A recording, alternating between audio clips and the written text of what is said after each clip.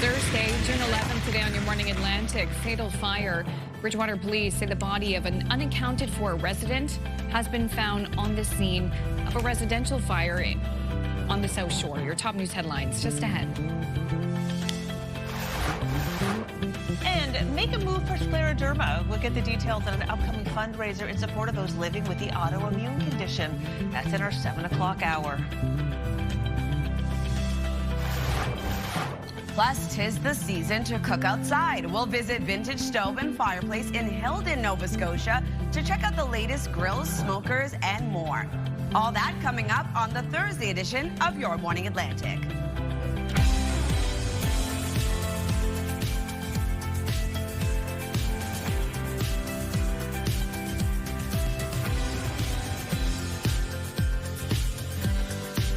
Come on in, 6:01 on this Thursday, June 11th. So glad you can join us today. It is another beautiful day in the region, and I really have been on a mission to try to make the most of every day, get out and enjoy it if I can, and I think so far so good. Did you get out and enjoy the day yesterday? Well, I certainly did. I know when we were hanging out at a friend's house, the kids were playing outside for, oh my gosh, hours, making us a fresh soup and salad made from whatever they found. Exactly. I love that. Yes. One of my favorites. Yeah, it was a delicacy, very exclusive restaurant called the Nature Restaurant. I was at yesterday. And imagination was the first thing on the menu. Oh, absolutely. Did you get out and enjoy it? Yes, I did. We took the boys out for a nice long walk. It's so nice to get outside. Although I've been getting very bad bug bites last month. Oh my gosh. I've been dealing with that, which I'm sure many people do. Yes. But it still doesn't stop me. My mom's like, stay inside. I'm like, I can't do that. Oh, not when the weather's finally. I'm like, just gotta add more bug spray, I guess. 'Tis the season. 'Tis the season. What perfume is that? Oh, it's bug spray. Yeah, it's off. It's off. Citronella, that sounds much prettier. Absolutely. Should have went with that one. Well, like you said, Crystal, another beautiful day ahead. We do have a bit of shower activity tracking across parts of the region. Showers and or drizzle for much of the Maritimes. A risk of thunderstorms early this morning. But we aren't seeing much precipitation actually happening right now across the region. Just something to keep in mind when you are heading out. That will clear out. Clouds will clear. We will be seeing lots of sunshine into the afternoon. Currently 14 degrees starting off your day in Charlottetown. 10 degrees in Halifax, 8 in Sydney, 14 degrees in Fredericton, looking at 5 degrees over in Happy Valley Goose Bay, and 4 starting off your day in St. John's, Newfoundland. As sunshine returns to the forecast, keep in mind sun safety as the UV index is still tracking very high across the Maritimes. Newfoundland and Labrador still taking a bit of a dip due to active weather, but it is tracking moderate to high throughout your day today. Here's a look at our satellite and radar. You can see a bit of shower activity expected. As I mentioned, a low chance of it happening, and we do have a risk of thunderstorms for parts of the Maritime region as well, clearing out into the afternoon. In terms of our wind forecast, we'll pick up just a bit for parts of the Maritimes. As of right now, 31 kilometers per hour in Grand Etang, 17 in Charlottetown with 15 in Sydney, 11 into Canso and Halifax. Wind gusts of 52 kilometers per hour right now in Grand Etang. We'll take a look at your long-range forecast just ahead, but first a look at your local news with Amanda. Thank you, Latavia. We begin with a sad update to that fire in Bridgewater, Nova Scotia. The body of a missing person has been recovered from the scene.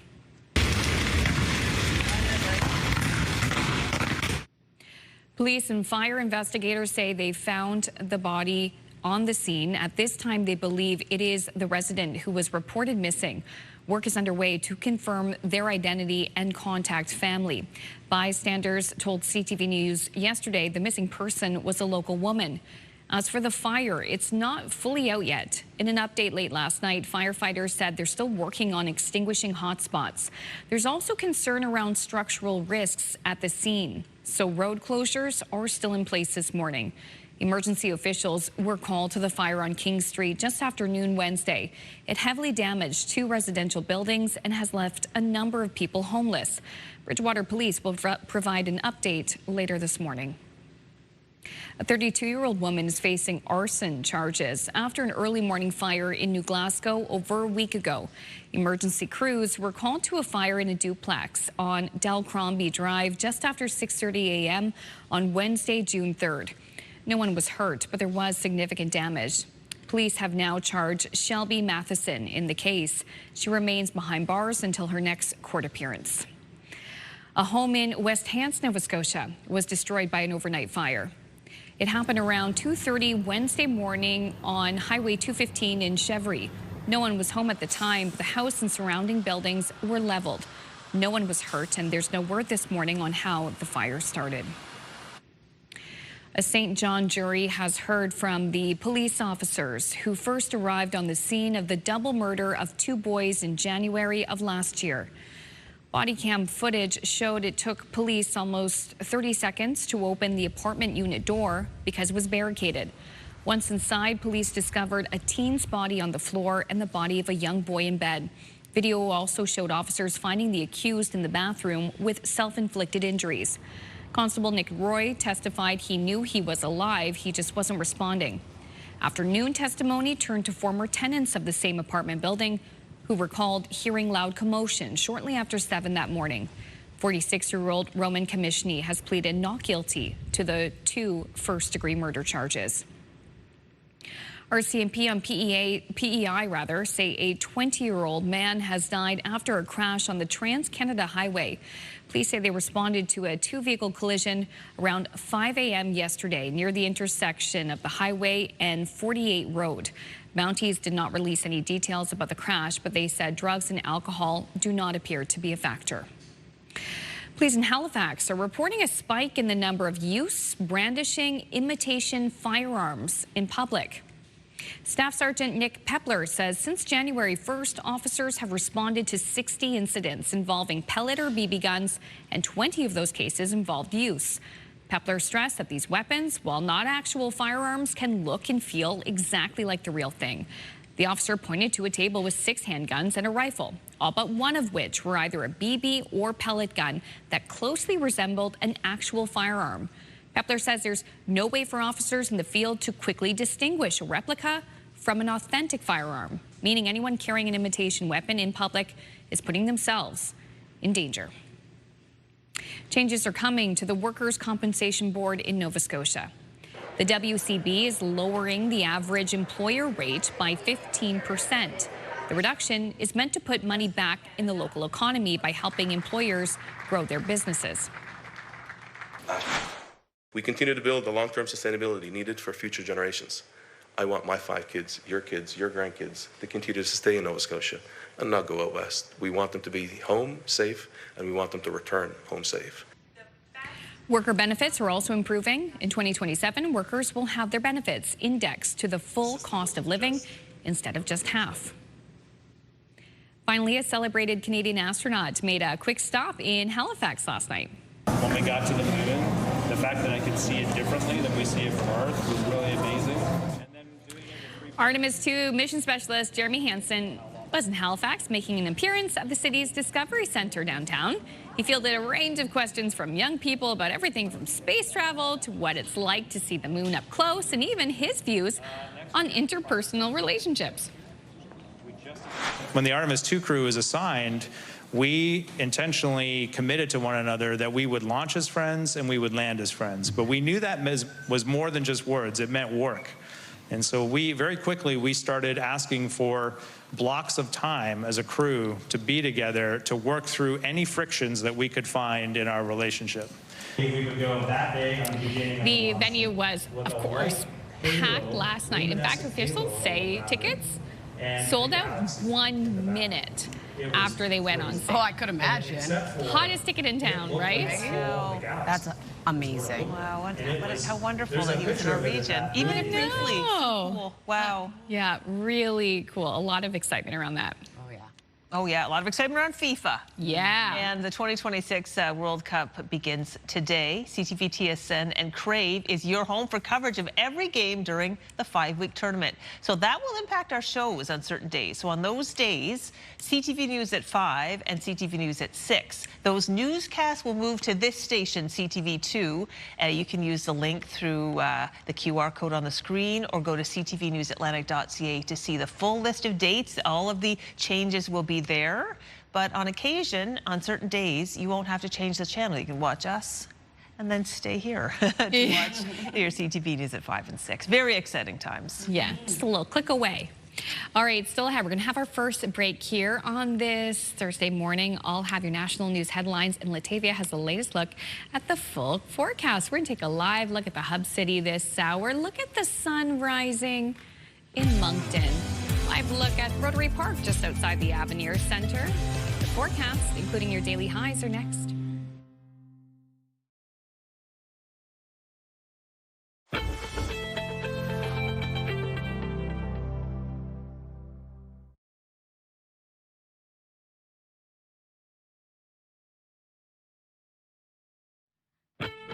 Good morning, Atlantic, Canada, and happy Thursday. The time now is 6:13. We're taking a live look at Wolfville. I know what it says, but that's not where it is.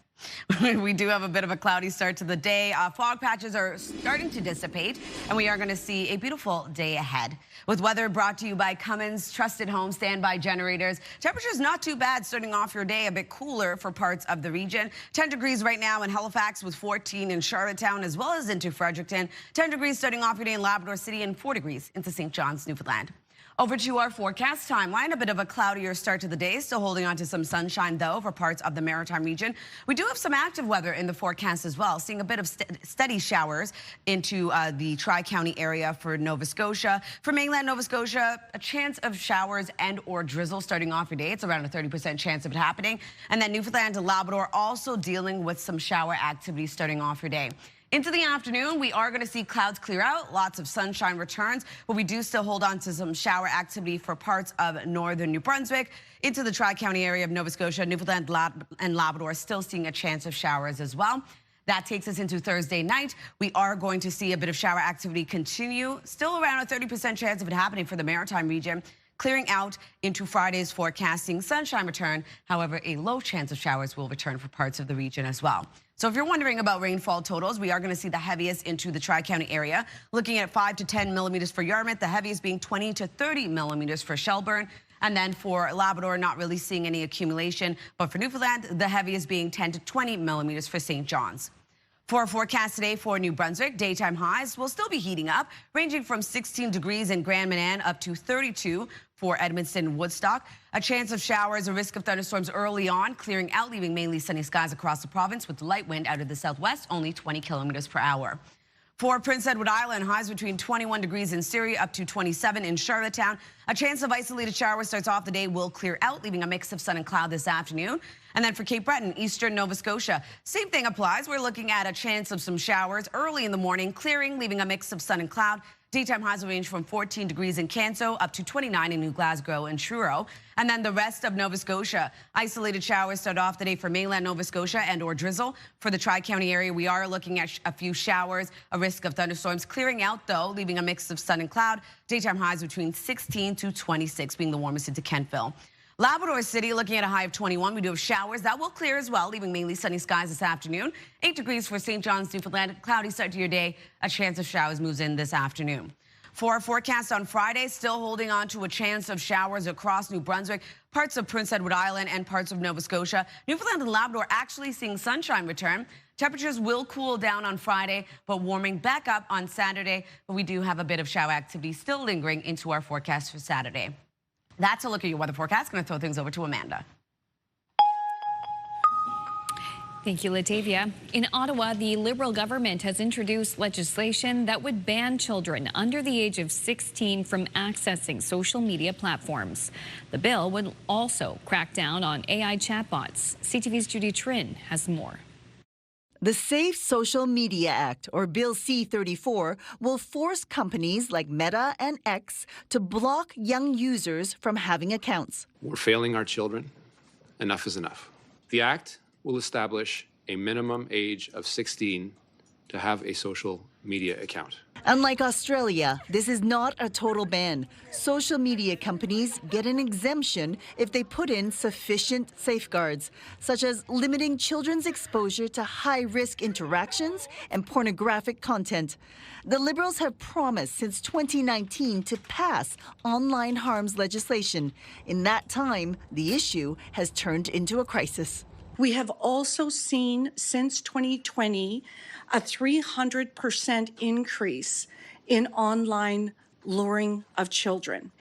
We have kids as young as 10, 11 years old coming into us in crisis. And 5 months after Tumbler Ridge, where the shooter's use of ChatGPT was not flagged, Bill C-34 will also impose upon AI companies a duty to protect children.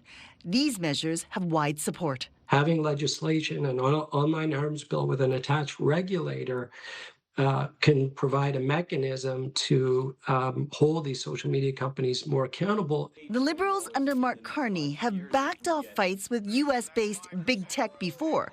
It repealed the Digital Services Tax and delayed implementing the Online Streaming Act.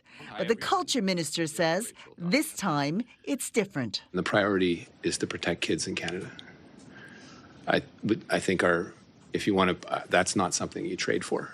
Once the act is passed, it will take the government about 18 months to set up a digital safety commission to enforce the law. Companies that fail to abide by the rules could face fines of up to $10 million. Judy Trin, CTV News, Ottawa. There was another wave of bombing between the U.S. and Iran overnight as tension in the Middle East continues to escalate. ABC's Karen Hua has the latest from Washington. Overnight, a new barrage of American missiles striking multiple targets in Iran, including surveillance, communications, and air defense sites. A top Iranian official is now threatening to expand the war against the U.S. The Iranian government claimed the U.S. hit these two water reservoirs, adding, quote, "The U.S. is deliberately targeting the lifeblood of the Iranian people." U.S. Central Command says the attacks are in response to, quote, "Iran's unwarranted and continued aggression." Iran again targeted American military bases in Bahrain and Kuwait overnight, and earlier this week shot down a U.S. helicopter in the Strait of Hormuz. President Trump told Fox News, if the Iranians don't sign a peace deal, the U.S. will bomb the expletive out of them tomorrow. They keep tapping us along. They keep playing us for suckers. These latest tensions are costing Americans here at home. Inflation surged to its highest level in 3 years, in large part due to the spike in gas prices. Families are now spending an average of nearly $300 more each month for the same goods and services than a year ago.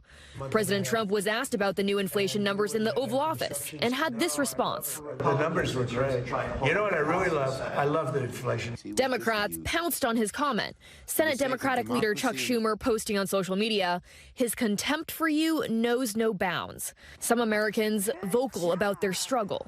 We're killing ourselves to keep up, and it's going to come to a point where I have to choose, do I feed my kids or do I take my daughter to her doctor's appointments? The president says the inflation will plunge when the war is over. When that will be is unclear. Karen Hua, ABC News, Washington.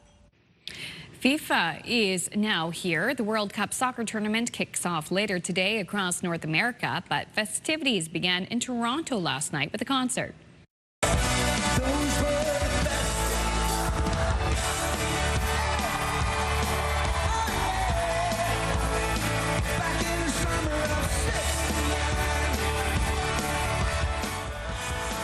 Does even need an introduction. Bryan Adams headlined a massive countdown concert with events also happening in Mexico and LA. Action on the pitch begins later today, and Canada plays its first match tomorrow. We are going to take our second break here on Your Morning Atlantic. When we return, we will have your top business headlines plus your must-see moment from our colleagues at TSN. We'll be right back.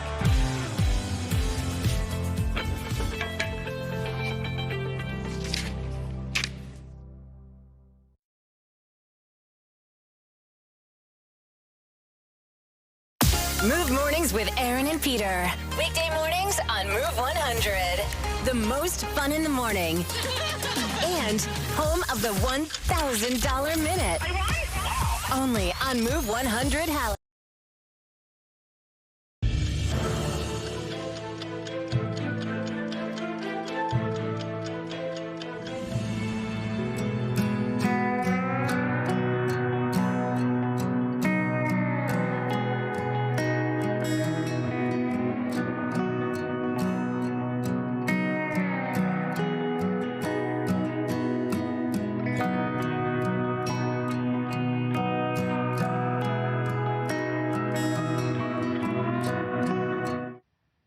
Welcome back. It's 6:25. It is time now to check in with our friends at TSN Sports Center for today's must-see moment. Hello there, Matt Scooby inside the Sports Center newsroom with your must-see moment from Wednesday. For it, we head to Madison Square Garden. Spurs and Knicks, Game 4, dying seconds of the fourth quarter.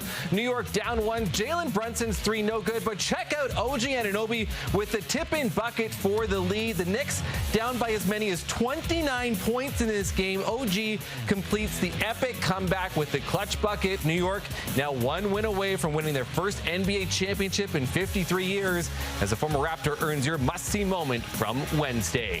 And today is the moment you've all been waiting for, the 2026 FIFA World Cup kickoff. It all starts with Mexico taking on South Africa. The action begins 2:45 Eastern across the TSN network. That's all for now from the Sports Center newsroom. Have a great day.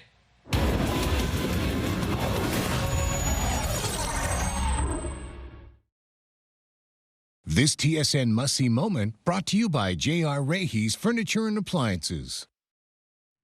A hot day ahead for New Brunswick with a high of 30 degrees, 28 on Friday. We do have sunshine starting off the day, but isolated showers and risk of thunderstorms will return for parts of the province into the afternoon. On Saturday, cooling down to 19 with showers across the province. For Nova Scotia, 26 degrees today, showers and or drizzle early this morning, clearing out for much of the province, leaving a mix of sun and cloud. Sunshine on Friday with a high of 27, but we will be seeing 15 degrees, so cooling down on Saturday and scattered showers. For Prince Edward Island, 27 degrees today. Isolated showers will clear, leaving sunshine this afternoon. Sunshine continues in the forecast on Friday, cooling down to 17. Warming up just a bit, 19 degrees on Saturday, but showers will move in across the island.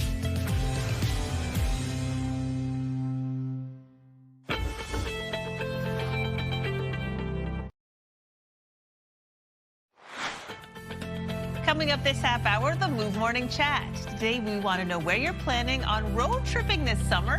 That is in about 15 minutes on Your Morning Atlantic.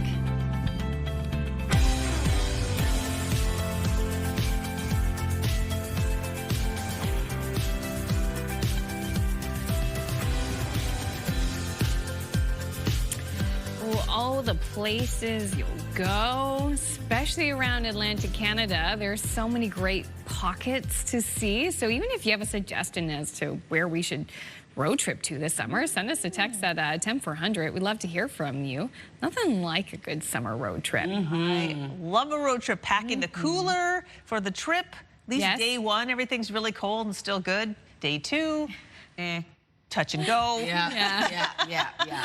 Not as fresh. I know we're in our household, we're really in the middle of talking about where we want to go, what we want to do, how we're going to accomplish it, how much it's going to cost. There's a lot to figure out, but once you do it, Yep, and if you do work up front, the trip is much more pleasant. Actually, going to be talking about travel trips a little bit later in the show. Right now, though, weather, of course, I don't mind a road trip on a rainy day, as long as it's not raining so hard that it impacts the way visibility goes. Yeah, so we do have a bit of shower activity tracking across parts of the region. Steadier showers for the southwestern region of Nova Scotia. Newfoundland and Labrador dealing with somewhat weather as well. For the rest of the maritime region, a low chance of showers and or drizzle starting off the day. Clearing out, though, leaving sunshine. So as you can see over in Digby, it is a bit foggy and a cloudy start to the day this morning. Just be aware when you are heading out on your morning commute, make sure to bring your rain gear just in case you do experience some shower activity. We are expecting clouds to clear, fog to dissipate, and sunshine to return into the afternoon. As of right now, it is 10 degrees in Halifax, 13 in Yarmouth, as well as into St. John, New Brunswick, 3 degrees in Cartwright, and 4 degrees over in St. Anthony. As we see sunshine return into the afternoon, keep in mind sun safety as the UV index is still tracking very high across all 3 maritime provinces because of precipitation tracking a little bit lower, moderate to high for Newfoundland and Labrador.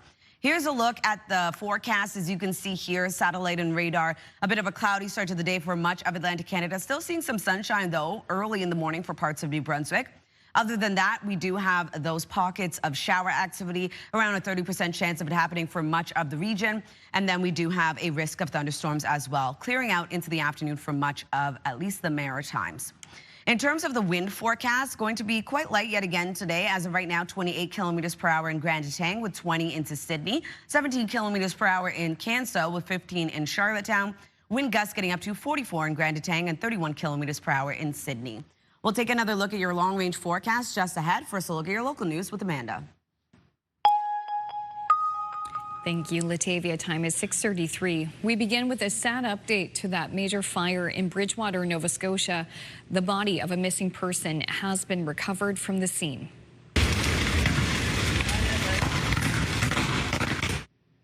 At this time, police believe it is the body of the resident that was missing. Work is underway to confirm their identity and to contact family. Bystanders told CTV News yesterday the missing person was a local woman. As for the fire, it's not fully out yet. In an update late last night, firefighters said they're still working on extinguishing hotspots. There's also concern around structural risks at the scene, so road closures are still in place this morning. Emergency officials were called to the fire on King Street just after noon Wednesday. It heavily damaged 2 residential buildings and has left a number of people homeless. Bridgewater police say they will provide an update later this morning. A 32-year-old woman is facing arson charges after an early morning fire in New Glasgow 1 week ago. Emergency crews were called to a fire in a duplex on Dalcrombie Drive just after 6:30 a.m. on Wednesday, June 3rd. No one was hurt, but there was significant damage. Police have now charged Shelby Matheson in the case. She remains behind bars until her next court appearance. A home in West Hants, Nova Scotia was destroyed by a fire overnight. It happened around 2:30 Wednesday morning on Highway 215 in Chevry. No one was home at the time, but the house and surrounding buildings were leveled. No one was hurt. How it started is under investigation. In New Brunswick, a St. John jury has heard from the police officers who first arrived on the scene of the double murder of 2 boys in January of last year. Body cam footage showed it took police almost 30 seconds to open the apartment unit door because it was barricaded. Once inside, police discovered a teen's body on the floor and the body of a young boy in bed. Video also showed officers finding the accused in the bathroom with self-inflicted injuries. Constable Nick Roy testified he knew he was alive, he just wasn't responding. Afternoon testimony turned to former tenants of the same apartment building who were called hearing loud commotion shortly after 7 that morning. 46-year-old Roman Commissioner has pleaded not guilty to the 2 first-degree murder charges. Public school teachers in New Brunswick are getting wage bumps over the next 5 years, but the exact details of the new contract with the province aren't public yet. Here is CTV's Nick Moore.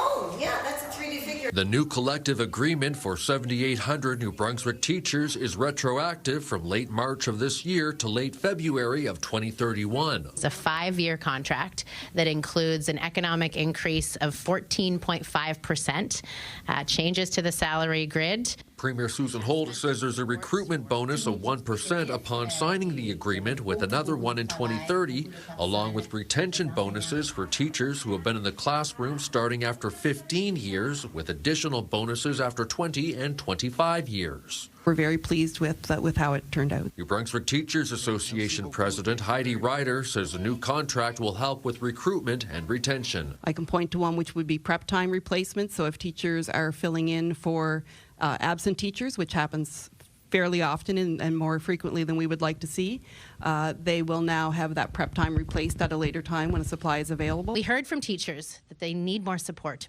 that they've been experiencing burnout, that they want support in their classrooms and they want support for their work. They want more colleagues around. While the agreement was signed today, specific questions about it were not answered, including the dollar amount budgeted for the contract. Reporters asked for a copy of the signed contract, but none was provided by deadline. Nick Moore, CTV News, Fredericton. Thank you, Nick. Finally, Canada's largest theatre chain is launching a new effort to prevent food waste. Cineplex says participating movie theaters are now selling their surplus popcorn and other concession favorites at a discount through the Too Good to Go app. That app connects restaurants, grocery stores, and other food providers with customers willing to buy and pick up extra food, often at a third of the retail price. Cineplex notes that all of the surprise bags will go on sale. That will go on sale will be exclusively for takeout, so you can't go to the theater, watch a film, and get those prices. Interesting. Yeah. I would want a discount of more than a third off if I was going to go to all the trouble of going to go pick it up. Yeah, that's a good point. Maybe they maybe are better deals at times. I don't know. Never tried the app. Neither have I. As long as it's not the stuff that they swept off the floor. No, I don't think they wouldn't do that. They wouldn't do that. No. Okay. Oh, here, FIFA, of course, kicked off today. A subway station in Mexico City is going viral for its fancy renovation. At Hidalgo Station, decorative chandeliers and ornate lamps were installed as part of a renovation ahead of the FIFA World Cup. The new look quickly sparked a wave of memes online, but users joked that passengers now should arrive in evening gowns and tuxedos. And they compared the station to a set of a period drama or even the Titanic. Oh, boy. Yeah. Okay, well, still ahead, we have your entertainment headlines on this Thursday morning. Also, too, the Move Morning Chat. We're asking if you're planning any road trips this summer, and if so, where are you going and why? Join us for the conversation on the other side of this break. That's coming up after Latavia's latest look at the forecast. Looks like we have some decent driving weather, too. We'll be right back.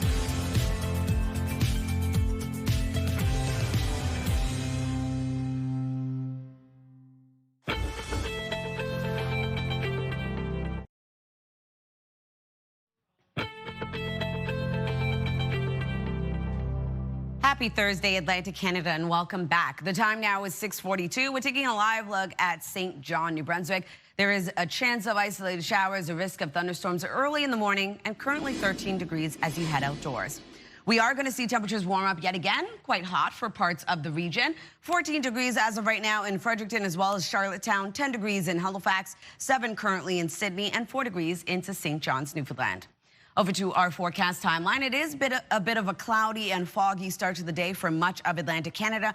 Fog will dissipate, clouds will clear out into the afternoon, but we also have some active weather in the forecast as well. We're looking at some shower activity for Newfoundland and Labrador, as well as into the Maritime region, a low chance of showers, a risk of thunderstorms early in the morning.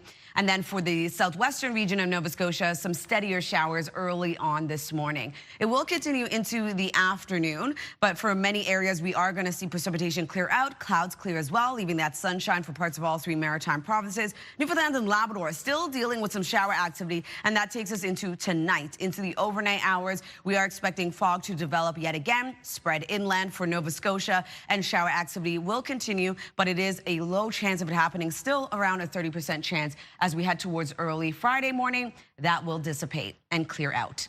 If you're wondering about rainfall totals, the heaviest will be into the Tri-County area, looking at around 5 to 30 millimeters, the heaviest for Shelburne. Labrador City not really seeing much accumulation, and then for Newfoundland, the heaviest being into St. John's, Newfoundland at 10 to 20 millimeters. For our forecast today for New Brunswick, daytime highs still heating up around 16 degrees for Grand Manan, all the way up to 32 in Edmonton and Woodstock. A bit of shower activity early in the morning. A risk of thunderstorms will clear, though, leaving lots of sunshine across the province. For Prince Edward Island, highs between 21 degrees in Surrey, all the way up to 27 in Charlottetown. Isolated showers start off the day will clear out, leaving a mix of sun and cloud this afternoon. And then for Cape Breton, eastern Nova Scotia, daytime highs between 14 in Canso, up to 29 for New Glasgow and Truro. We are going to see some isolated showers start off the day, will clear out, leaving a mix of sun and cloud. Pretty much the same for the rest of Nova Scotia. We do have a chance of showers and or drizzle for mainland Nova Scotia. For the Tri-County area, a few showers starting off your day with a risk of thunderstorms, clearing into the afternoon for mainland Nova Scotia, leaving a mix of sun and cloud. Now for Labrador City, we are looking at a high of 21 degrees today. Showers will clear out, leaving mainly sunny skies this afternoon with 8 degrees for St. John's, Newfoundland. It is a cloudy start to the day. We are expecting showers into the afternoon and evening. For our forecast on Friday, though, sunshine returns to Labrador and Newfoundland. For the Maritime region, we're still dealing with a chance of showers for much of all 3 maritime provinces. Temperatures expected to cool down below seasonal for much of our daytime highs. And then into our forecast for Friday night, pretty much the same. We're looking at some shower activity that will carry into Saturday before slowly beginning to clear out. Temperatures will warm back up to seasonal. So that's a look at your weather forecast. Going to throw things over to the Move Morning Chat.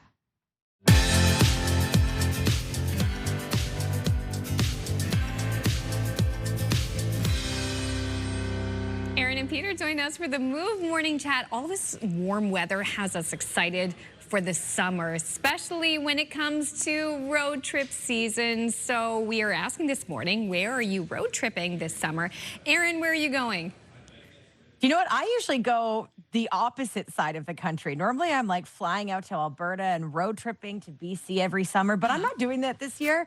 I'm really excited because I'm spending a lot of time in Cape Breton this summer. And I've only ever been twice. Once I was much younger. And the second time I've been was years and years ago. But my partner is actually from Cape Breton.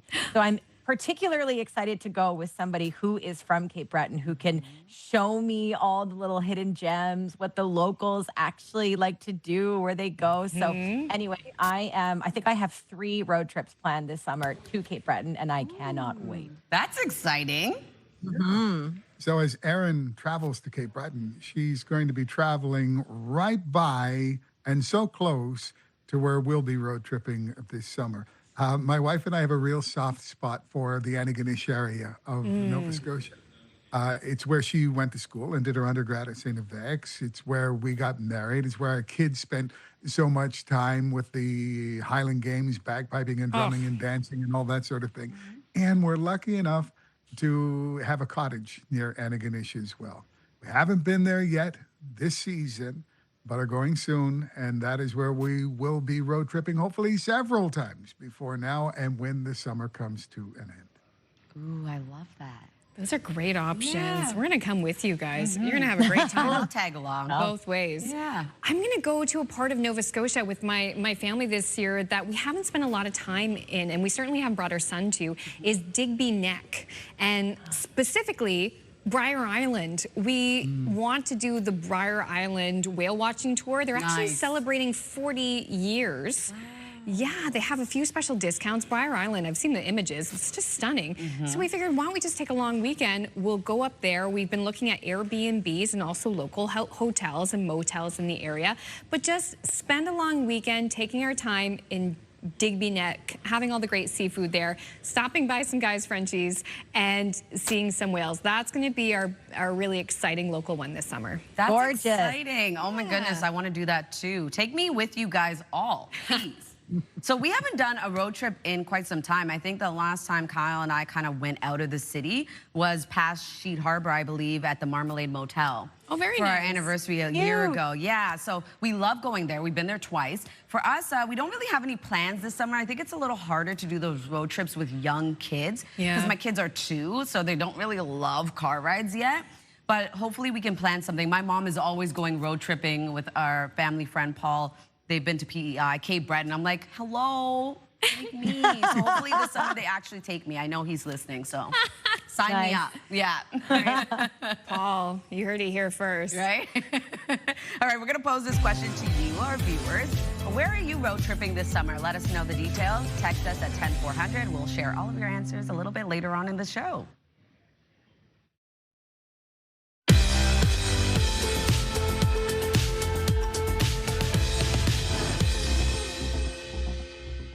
Welcome back. The time now is 6:52. We're going to take a trip over to Hollywood for your entertainment headlines.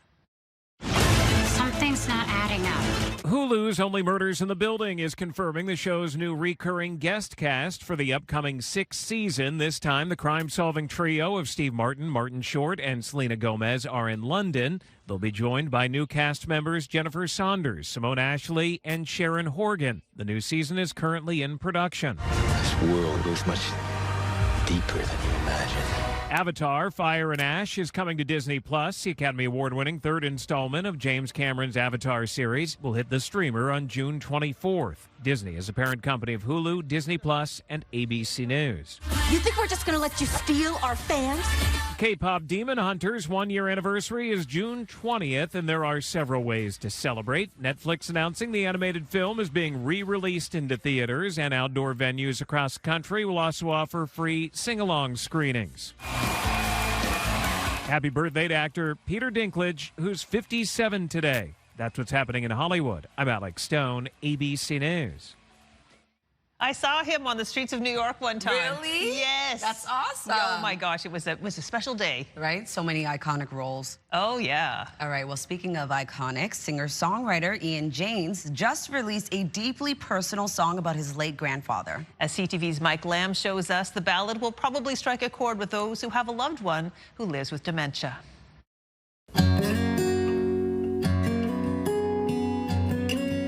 My name's Ian James. I'm a singer, songwriter, producer from the Annapolis Valley, but live here in Dartmouth. Put out my own music, and I also write songs for other people. You should hear him sing and play guitar.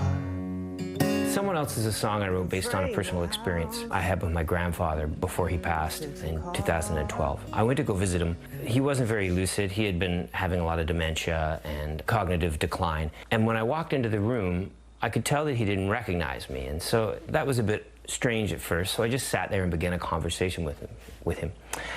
He proceeded to then begin speaking to me about this person, which I wasn't really sure who he was talking about at first, but then it revealed itself that he was talking about me, his grandson. I'm not sure who he thought I was, but his words were precious gifts because. So he was bragging essentially to this perceived stranger all about how proud he was of his grandson. Essentially all of the things that you would love to hear your grandfather say about you, but being really transparent and open and tender with your feelings isn't always something that's easy for men. And he was one of those men. Of course, I knew he loved me, and we had a certain level of closeness. He had never had spoken that candidly, telling me how he felt about me. So it was a really beautiful moment. Got to hear exactly how he felt, oh, because he thought I was someone else. I joked to a couple of people it could have gone either way. It's a good thing he didn't start saying bad stuff about me. But he didn't, and it was a pretty moving experience. So I began playing it regularly, and it seemed like after every show someone would come up to me and tell me it reminded them of a family member that they had lost or perhaps were caring for, and how meaningful it was to them. But to him I'm just a stranger, visits every day. If there's anything that I would want people to take from the song, it's a reminder that maybe you might want to consider telling someone how you feel about them while you still can. And maybe when you can't remember them and you don't know who they are, you'll be like my grandfather and sort of do it accidentally, but it doesn't have to be that way. All because he thought I was someone else. Such a beautiful song. All right, now we're going to take a look at our 3-day forecast for New Brunswick. We do have some isolated showers and risk of thunderstorms for the southern region of the province. That will clear out. Sunshine is expected across the province into the afternoon, warming up to 30 degrees. 28 degrees on Friday, looking at a mix of sun and cloud. We do have some isolated showers returning into the afternoon with the risk of thunderstorms. And then on Saturday, 19 degrees with showers across the province. For Nova Scotia, 26 degrees today. Showers and or drizzle clearing out, leaving a mix of sun and cloud for much of the province, still holding on to showers for the Tri-County area. 27 degrees on Friday, looking at a mix of sun and cloud. We do have isolated showers returning for parts of the province, scattered showers on Saturday. Prince Edward Island, 27 degrees today, 19 on Saturday.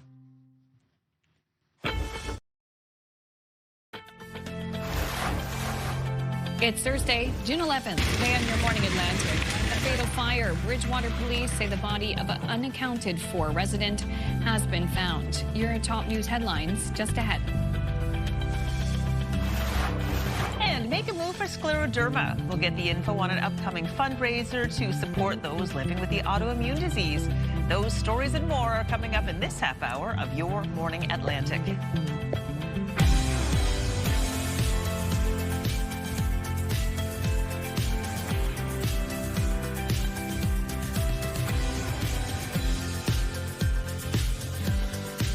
Good morning, Atlantic Canada. Thank you so much for joining us. It's Thursday, it's 7 o'clock, and it's still going to be quite a lovely day ahead. We do have a bit of shower activity for parts of the region, much needed, of course. We've been dealing with this heat. Temperatures are going to remain relatively hot today. Okay. Well, Amanda and I drove into work together today, and she said, we both looked at each other and said, we're not wearing a coat. Right? That is maybe, that's the first time. Yeah. Yeah, that was It's been a progression this week. It's definitely like heavier layers, light layers, no layers. But that being said, I would probably throw a little rain jacket in. Absolutely. In the bag. Yeah, just maybe allot some extra time on your morning commute too if you are experiencing some of those steadier shower activity we're seeing for parts of the region. Here's a live look at Halifax. We do have some fog early this morning. A cloudy start to the day. Currently 10 degrees in your area, and traffic starting to pick up over at the Armdale roundabout, as you can see in our live eye. We are going to see sunshine return, fog will burn off, and precipitation will clear out for much of the Maritimes. As of right now, it is 14 degrees heading outdoors in Fredericton and in Charlottetown, 4 degrees in St. John's, Newfoundland. So keep in mind sun safety when you are heading out, especially into the afternoon, as the UV index is still remaining very high across all 3 maritime provinces. Newfoundland and Labrador are tracking moderate to high throughout your day today. Here's a look at our satellite and radar. You can see that green on our satellite and radar indicating precipitation. A chance of showers for both Newfoundland and Labrador this morning into the afternoon. And then for the Maritime region, a low chance of showers and or drizzle will clear out for much of the Maritimes, but we do have into the southern region of New Brunswick and Nova Scotia a few showers expected with a risk of thunderstorms. In terms of our wind forecast, going to remain quite light yet again today for much of the Maritime region. As of right now, it is 28 kilometers per hour in Grand Etang, 20 into Sydney, 17 in Canso, 15 in Charlottetown. Wind gusts getting up to 44 kilometers per hour right now in Grand Etang and 31 in Sydney. We'll take another look at your forecast just ahead, but first a look at your local news with Amanda. And we begin with a sad update to that fire in Bridgewater, Nova Scotia yesterday. The body of a missing person has been recovered from the scene.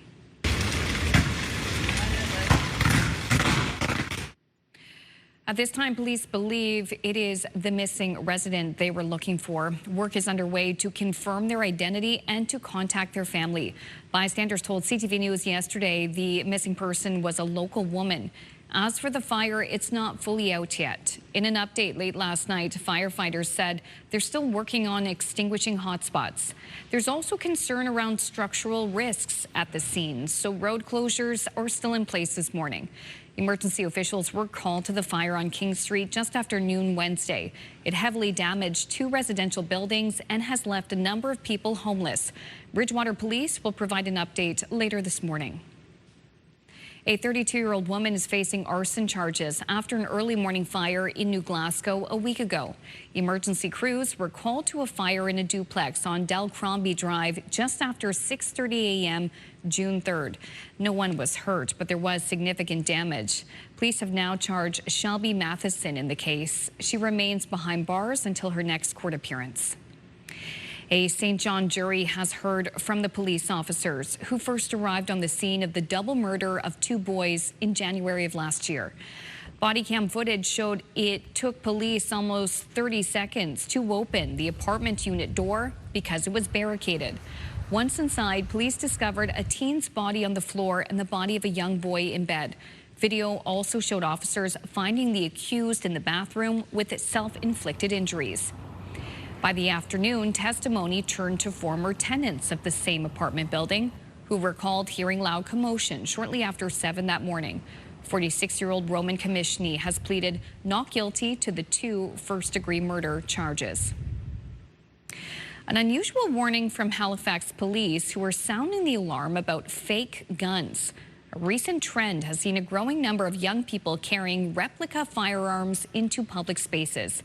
The guns may be fake, but police warn the consequences could be very real. Here is CTV's Callum Smith. More than 60 calls in 2026, all for fake guns, a third of the time involving youth. Halifax police are pleading to the public to help stop a concerning trend of a spike in replica firearms, especially when they're in public spaces. Recently, we've had a call at a local restaurant where youths were involved with BB guns, pointing them at each other. That was a Halifax area McDonald's. A 15-year-old was charged with uttering threats, possession of a weapon, 2 counts of carrying a concealed weapon, among other charges. But imitation guns and real firearms can look identical. While this is a police service pistol, this is a fake gun. We respond to that complaint armed with a real firearm. We can't tell the difference. There's a real possibility of us going to these calls 3 times a week that somebody could end up shot and dead by the police. And that will involve an inquiry, an investigation, and, that's one of us going home knowing we shot somebody that didn't have a real gun in their hand. And we can't tell the difference. British Columbia is introducing new laws in October banning the sale of imitation guns to youth and banning them outright from certain places people gather. Another concern is 3D printed guns. Police recently did a search in the Bedford area and found printers actively producing replica firearms. All a concern to cops, hoping awareness helps curb the problem. Callum Smith, CTV News, Halifax. Thank you, Callum. As Canada gets into the soccer spirit ahead of the kickoff to the FIFA World Cup, what would you be willing to give up to attend one of these summer games? That is the question respondents were asked in a spending survey ahead of the tournament. So PayPal surveyed more than 1,000 Canadian adults last week online, and here's what they had to say. 44% of respondents said they'd be willing to give up at least one financial priority to attend a match. Dining out and going out with friends were the most likely candidates for reduced spending. Out of the host countries, Canadians were the least likely to say they'd give up one of those financial priorities. 55% of Mexican respondents said they do it, and 2 out of 3 Americans said that they would. Interesting stuff. Thank you. You're welcome. Well, soccer fans from around the world will have to set a new around the world record. Around the world, you may know, is a game involving juggling a soccer ball with your feet. So this record saw 511 simultaneously doing it at more than 30 different locations around Canada, Mexico, Brazil, the UK, and the US. 511 breaks the previous record of 459 people. So organizers were saying this was an event that they could use to bring opportunities, bring attention to the effects of climate change on the sport of soccer. I hope they play the song around the world. I do. One by Daft Punk. Yeah, a little Daft Punk. I've never played around the world, but it looks like it might be kind of fun. Next year we'll make it 512. Yeah, I wouldn't have been able to do it. I'm like, oh, it's gone. All righty. Well, the 2026 FIFA World Cup begins today. CTV, TSN, and Crave is your home for coverage of every game during the 5-week tournament. This will impact our shows on certain days. Not this show, but the CTV News at 5 and CTV News at 6. Those newscasts will move to this station. You can get a link on the QR code you see there, or go to our website, ctvnewsatlantic.ca. You'll get a full list of all of the updates and changes. But yeah, FIFA begins today. Oh boy, FIFA action. Still ahead this half hour, I'll have a look at your national news headlines, but just ahead, Latavia will have the latest look at the Thursday forecast. Let's take a live look at Western Newfoundland. The grass very green there in Corner Brook this morning. Good morning. Forecast with Latavia right after this.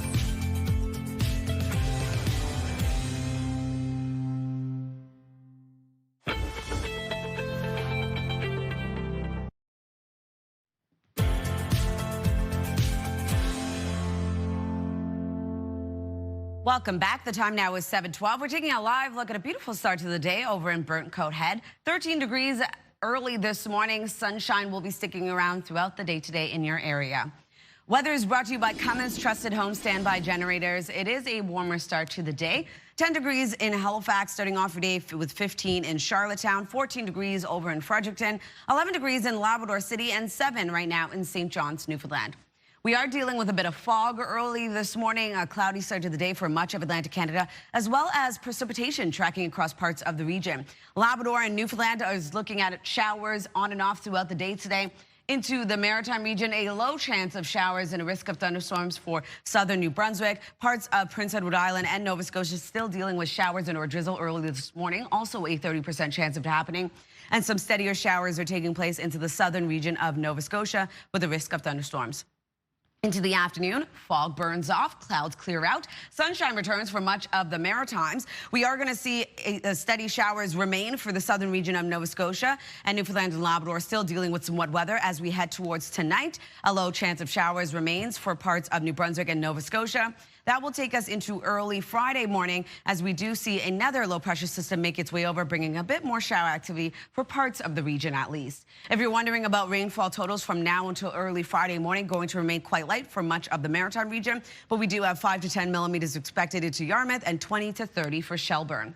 Then for Newfoundland, also seeing some precipitation totals accumulating around 2 to 20 millimeters, the heaviest being into St. John's. For our forecast today for New Brunswick, daytime highs still heating up for the most part. 16 degrees for Grand Manan. Up to 32 for Edmonton and Fredericton. We do have a bit of shower activity for the southern regions starting off your day. A risk of thunderstorms that will clear, leaving sunshine across the province and light wind expected. Prince Edward Island highs between 19 to 27 in Summerside and Charlottetown. Isolated showers begin your day clearing out, leaving a mix of sun and cloud. For Cape Breton, eastern Nova Scotia, also seeing a low chance of showers early on in the morning, clearing out, leaving sunshine into the afternoon. For the rest of Nova Scotia, daytime highs will range from 19 to 26 degrees, being the warmest in Middleton and Kentville. We are going to see some shower activity for mainland Nova Scotia, only a chance of showers and or drizzle. For the southern region of the province, showers and a risk of thunderstorms, but clearing out for the most part, leaving sunshine into the afternoon. Labrador City, 21 degrees, and looking at shower activity starting off your day, clearing, leaving mainly sunny skies into the afternoon. With 9 degrees for St. John's, Newfoundland, looking at a cloudy start to the day, showers will move in this afternoon. For a forecast on Friday, still holding on to a chance of showers for parts of all 3 maritime provinces. Newfoundland and Labrador actually seeing sunshine return. Temperatures will cool down as well. So that's a look at your weather forecast. Going to throw things over to meteorologist Kaylin Mitchell.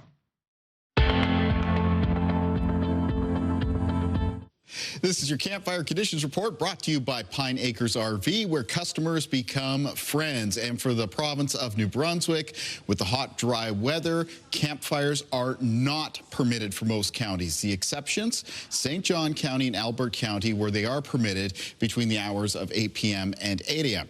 For the province of Nova Scotia, most can have campfires between 7 p.m. and 8 a.m. The exception is Queens County, where campfires are currently banned.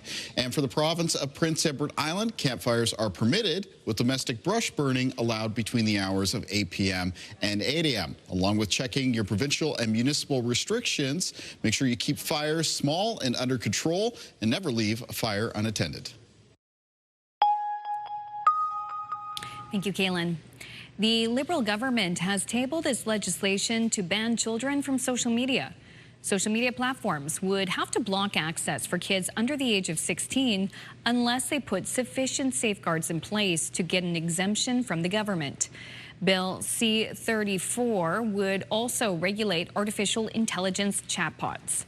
Culture Minister Mark Miller says the government decided not to block kids from chatbots because chatbots are different from social media.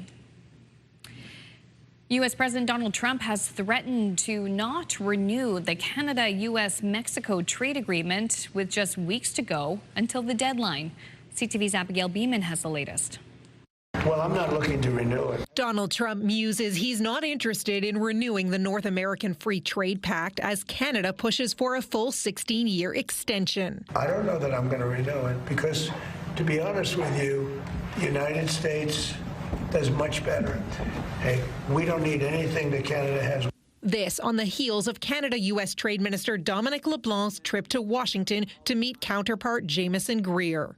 I'm eternally optimistic, Abigail. And Ontario Premier Doug Ford's attempt at a D.C. charm offensive with business leaders and lawmakers. They rolled out the red carpet for us. They treat us so well.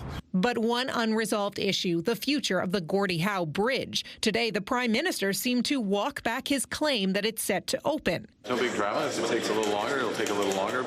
While Ford said he hopes Trump changes his mind, and there's currently only a ribbon cutting on the Canadian side. Basically a ribbon cutting. I'll be attending once we actually open the bridge and we're actually driving across. The Premier hosting Pennsylvania's governor today, who had this to say about Trump's Kuzma talk. I do not believe that the president is right in suggesting that we don't need each other. I think our economies are linked. The July 1st deadline now just weeks away, but experts and officials alike trying to calm concerns, saying after that date, Kuzma won't fall apart, and Americans haven't signaled intent to tear it up. The big problem, ongoing uncertainty. I've met a lot of Democrats and Republicans on my quick visit.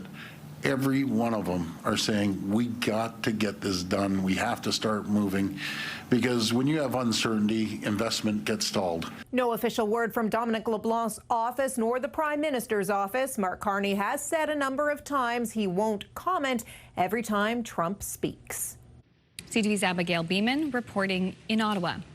FIFA is finally here. The World Cup tournament kicks off later today across North America. Here's a look at the Azteca Stadium in Mexico City, where the first match will be kickoff this afternoon between Mexico and South Africa. Quick break here on Your Morning Atlantic. When we return, Crystal will have a conversation about awareness for Scleroderma Month and details on an upcoming walk in support of fundraising. That's coming up next.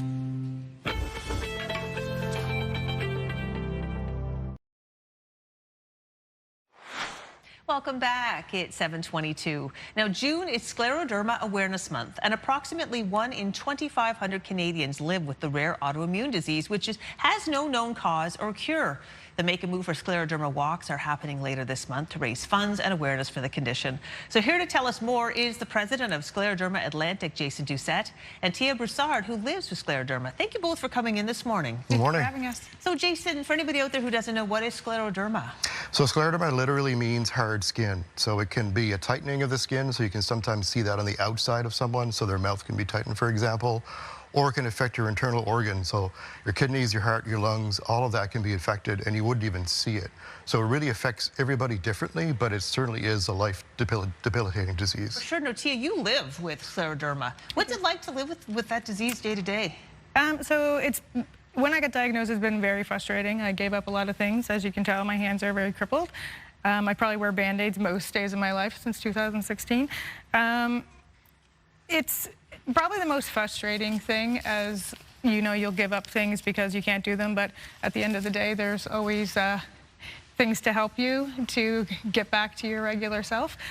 For sure. Now, the talk of it, I think it's really important for viewers to understand how you came to even know that you had scleroderma. What was going on? This was back in the mid-2000s. Yeah, so in about 2009, I got diagnosed with Raynaud's syndrome, which is why I have these right now. So my hands will actually turn purple or white, depending on like the conditions of the outside or even like a stress condition. Having that caused me to have ulcers on my fingers, which kind of then just led me down the road of finally getting diagnosed in 2016 with having calcium deposits in my arms and in my hands. So my hands and my arms are probably the worst part of my disease. Interesting. And this is the thing, Jason, it impacts everybody in their own unique way. Completely differently, and we see patients all the time who, again, like you might look at someone and you can't tell that they have anything wrong with them, but inside, like their internal organs are just devastating. And Tia is on the young side for a typical Absolutely. person who has scleroderma. That's right, yeah. It's normally women like 30 to 50, but Tia is certainly on the younger side of that. Yeah. And exhibits a lot of the symptoms. So here we have some of the walks that are taking place in our region. Scleroderma Atlantic has 5 walks taking place. Jason, tell us more about these walks. Yeah, certainly it's our biggest fundraiser for us as an organization. It helps us deliver programs and services for all of our patients. So this weekend we start off in Moncton on Saturday. Next weekend we're here in Bedford, and then the following weekend, the last weekend in June, we have 3 walks. We have Port Hawkesbury, we have St. John's, Newfoundland, and we have Charlottetown, PEI. Why is it important for you, Tia, to know that walks like this are happening across the region? So for me, it's actually good because it's a nice atmosphere for us all to get together to feel support from each other. It's also good for other people to see if you're outside looking in and being like, I have scleroderma, you know, I want to be part of this. So for fundraising and awareness, really. And because it is such a rare condition, and I feel that maybe research has not caught up with the needs. Is that true, Jason? Absolutely. One of the things that we try to do is fund research through the funds that we do raise through things like our walks, but really there's no cause, there's no cure. So what we're trying to do is provide support as best as we can to those who are living with this disease. Tia, what do you want people to know about scleroderma?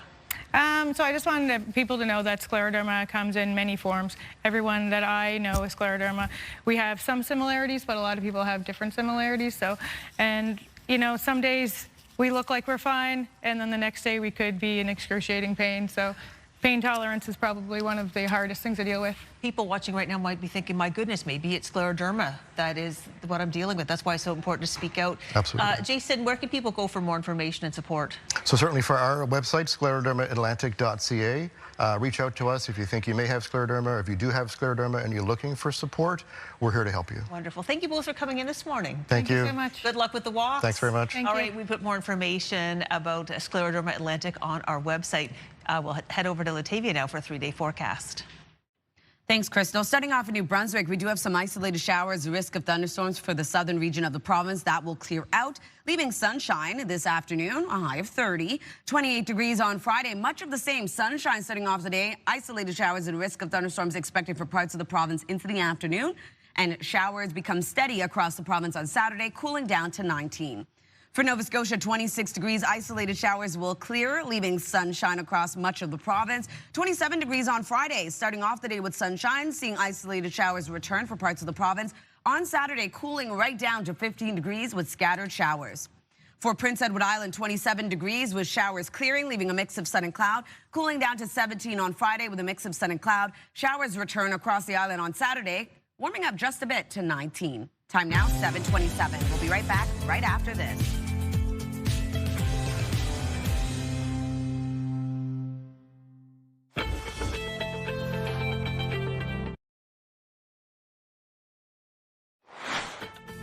Just ahead this half hour, saving on summer travel expenses. We'll get tips to help you enjoy a vacation without breaking the bank. That's coming up in the next 15 minutes on Your Morning Atlantic.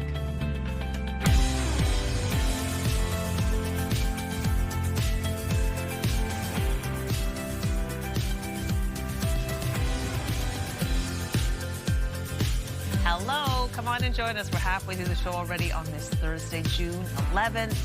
Gosh, it was beautiful out there. The temperature's finally into the springish summer conditions. The grass is green and lush.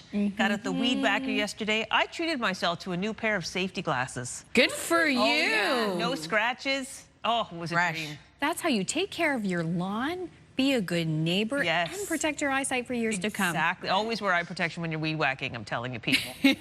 Always. And get wild over there. Yeah, especially since some of the weeds are really going strong right now. They really are. Weeds are everywhere. I was telling my husband the other day, I was like, you know what's funny? As a kid, you're like, flowers. Right, You're like, yay! And then we were taking a walk, and all the dandelion, like the white little pieces were flying everywhere. I'm like, yes. I know, and you've got a garden now too, so you get to have the splendors of weeding. Yeah, and floating around and I've become spreading. that person that runs out the house with the weed clipper, and I'm picking them up. Totally. Oh, see another one. But when we're getting a bit of rain, it's easier to pull them out of the soil, I find. It is very true. My mom was telling me that as well. Okay, so in terms of our days today, well, looking outside, that's what I meant. Go to the ski hill? Exactly. Roll down the Get a wheel of cheese and see what you can do. Wentworth, please bring in the UK's cheese wheeling down the hill. Well, as you can see from Wentworth right now, beautiful sunshine starting off your day. We are seeing a bit of sunshine early this morning, but for the most part, it is a bit cloudy. We're seeing fog patches early this morning, and temperature is not bad though. 16 degrees in Moncton right now, with 15 in Charlottetown, 13 degrees starting off your day in Yarmouth. A bit cooler over in Cartwright at 3 degrees and 8 degrees in Corner Brook. Keep in mind sun safety as the sunshine sticks around, especially into the afternoon for the Maritime region, tracking very high across all 3 Maritime provinces. Newfoundland and Labrador tracking moderate to high throughout your day today. We do have a bit of active weather in the forecast as well, seeing a chance of showers for both Newfoundland and Labrador today, as well as a low chance of showers early this morning for parts of all 3 Maritime provinces. A bit of steady shower activity for the southern region of the province of Nova Scotia, and a risk of thunderstorms. In terms of our wind forecast, it's going to remain quite light for much of the Maritime region. As of right now, 26 kilometers per hour in Grand Etang, 17 in Charlottetown, 13 in Sydney. One wind gust to notify you of, getting up to 43 in Grand Etang. We'll take another look at your forecast just ahead, but first a look at your local news with Amanda. Thank you, Latavia. And we begin with a sad update to that fire in Bridgewater, Nova Scotia. The body of a missing person has been recovered from the scene.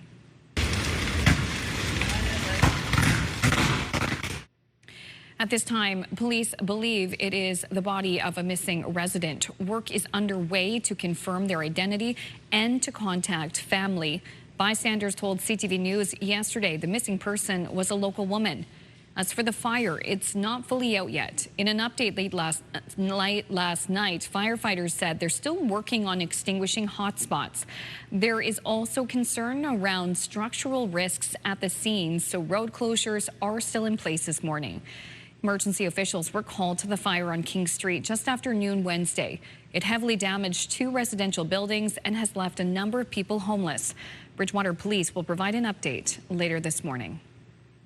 A 32-year-old woman is facing arson charges after an early morning fire in New Glasgow 1 week ago. Emergency crews were called to a fire in a duplex on Dalcrombie Drive just after 6:30 a.m. on Wednesday, June 3rd. No one was hurt, but there was significant damage. Police have now charged Shelby Matheson in the case. She remains behind bars until her next court appearance. A jury in St. John has heard from the police officers who first arrived on the scene of the double murder of 2 boys in January of last year. Body cam footage showed it took police almost 30 seconds to open the apartment unit door because it was barricaded. Once inside, police discovered a teen's body on the floor and the body of a young boy in bed. Video also showed officers finding the accused in the bathroom with self-inflicted injuries. Afternoon testimony turned to former tenants of the same apartment building who recalled hearing loud commotion shortly after 7 that morning. 46-year-old Roman Commissioner has pleaded not guilty to the 2 first-degree murder charges. Our CMP on Prince Edward Island say a 20-year-old man has died after a crash on the Trans-Canada Highway. Police say they responded to a 2-vehicle collision around 5 a.m. yesterday near the intersection of the highway and 48 Road. Mounties did not release any details about the crash itself, but they said drugs and alcohol do not appear to be a factor. Changes are coming to the Workers' Compensation Board in Nova Scotia. The WCB is lowering the average employer rate by 15%. The reduction is meant to put money back in the local economy by helping employers grow their business. We continue to build the long-term sustainability needed for future generations. I want my 5 kids, your grandkids, to continue to stay in Nova Scotia and not go out west. We want them to be home safe, and we want them to return home safe. In 2027, workers will have their benefits indexed to the full cost of living instead of just half. Remember this number. A celebrated Canadian astronaut made a quick stop in Halifax last night. When we got to the moon, the fact that I could see it differently than we see it from Earth was really amazing. Artemis 2 mission specialist Jeremy Hansen is in Halifax, making an appearance at the city's Discovery Center. He fielded a range of questions from young people about everything from space travel to what it's like to see the moon up close, and even his views on interpersonal relationships. When the Artemis 2 crew is assigned, we intentionally committed to one another that we would launch as friends and we would land as friends. But we knew that was more than just words. It meant work. And so very quickly, we started asking for blocks of time as a crew to be together, to work through any frictions that we could find in our relationship. We would go that day. The venue was packed last night. In fact, officials say tickets literally sold out 1 minute after they went on sale. All right, you will want to see this cute baby animal because it really is sweet. This is a story from Germany, and the Berlin Zoo revealing the name of one of their newest residents. If you think they're cute, just wait until you hear their name. Let us introduce you to Brötchen, which translates to bread roll. Oh. Apparently that's how you say it in German. The female hippo weighed just 6 kilograms when she was born last month. We showed some video then, but good news, she now weighs nearly 20 kilos. Oh my God. Yeah. Going fast. So what's next for the hippo? Sweet. Yeah, she is cute. Zookeepers are now trying to get the baby hippo used to going in the water. No. And may I ask those officials to ensure that they give video evidence and to share it with media outlets so we can continue to follow this journey of bread roll? Yes, please. Brötchen. I love you. Bread roll. Well, I see your baby pygmy hippo. I'm going to raise you 2 red pandas from the Singapore Zoo, okay? They're pretty cute. They're living it up in Taipei. Check them out. Okay, they're inside the box. The male and female are in good, oh my gosh, they're in good health. They're settling in after the move, and they're obviously adorable. The transfer is part of a conservation partnership between the 2 zoos, and hopefully the zoo's well stocked with bamboo. Pandas eat about 20,000 bamboo leaves every day. Wow. They're going to make their public debut next month. Okay, they're pretty cute too. Okay, yeah, they're pretty sweet. Wow, oh wow, my gosh, look wow. how cute. So fluffy and, oh my goodness. Oh, yours. Can't handle it. Too much cute. Oh, too much. Maybe you're going to Berlin or Taipei this summer. We're bringing you to the Move Morning Chat. We're actually talking about road trips. We want to know, where are you road tripping to this summer? Send us a text at 10400. We're already receiving a number of answers. We're going to share them later on in the show, but lots of time to still send us a text. Let us know where you're going. Speaking of travel, too, saving on your summer vacation. That's coming up after Latavia's latest look at the forecast. Our next guest says it is possible to enjoy a summer getaway without blowing your budget. We'll get those tips when we return.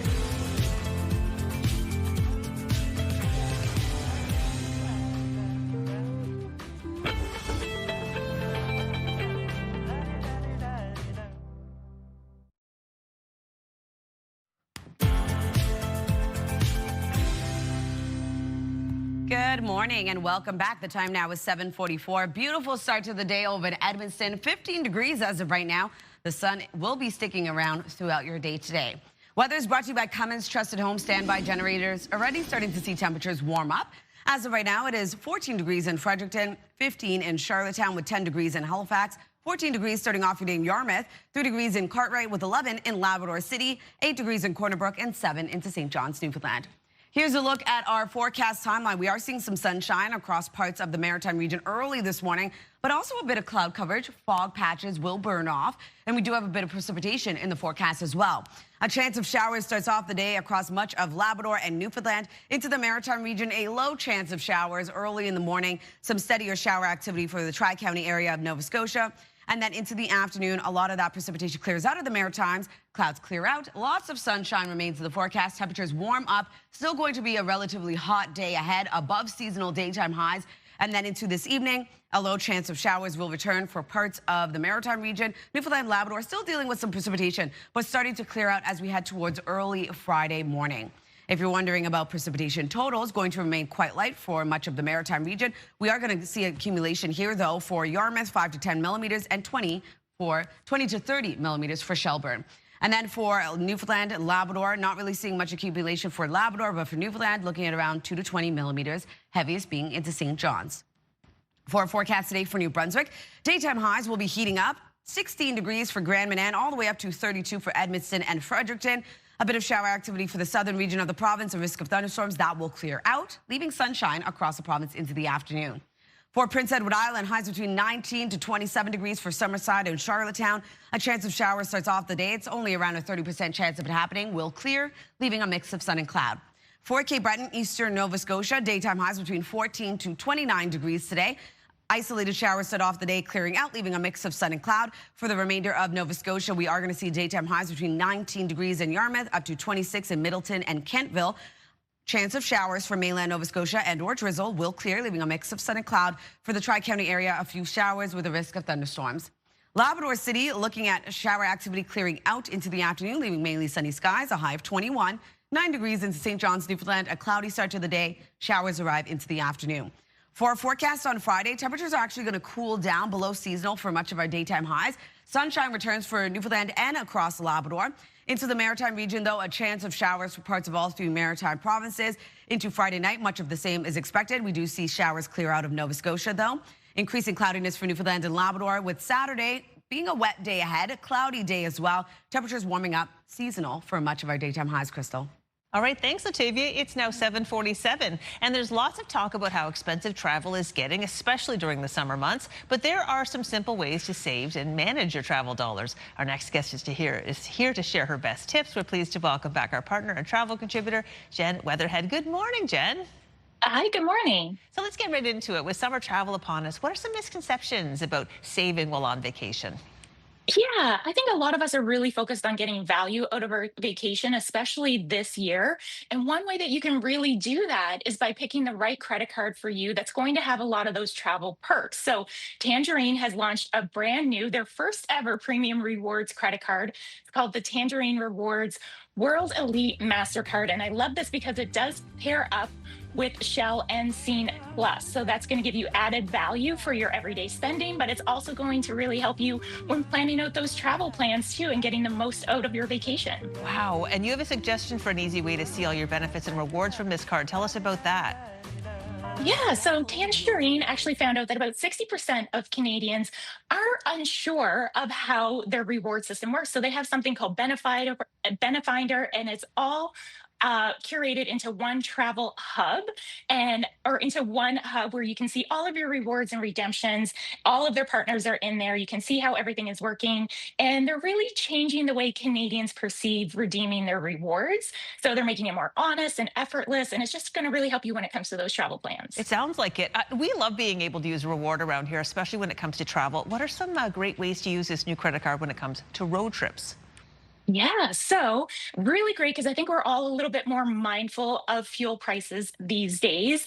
And the Tangerine cards are all along and teamed up with Shell. So you're going to be able to save at the pump no matter what Tangerine credit cards you have. But specifically for the Tangerine Rewards World Elite MasterCard, you're going to get a value of 10 cents per liter. So that's going to really help you save on those road trips, especially when you're doing a longer one and you're packing in all the kids and the family onto one. But definitely going to be a big thing for Canadian summer road trips. That's not nothing for sure. What are some other travel perks with this new Tangerine Rewards World Elite MasterCard?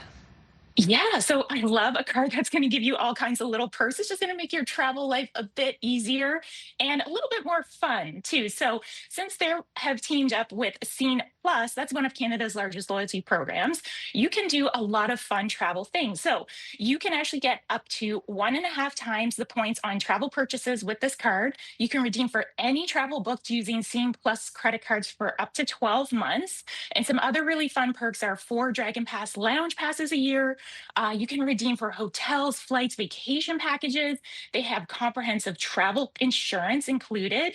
And then you have protection for lost or stolen bags and even protection for trip interruption and cancellation. So peace of mind plus those extra perks to make you feel like you're traveling like, a rock star. Yeah, interesting. Okay. Well, so if people want to find out more about getting this card, how do you do that?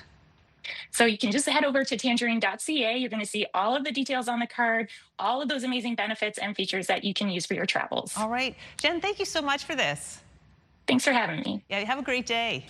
You too. We put more information on our website about the Tangerine card. We're going to turn our attention now over to Amanda with health and medical news.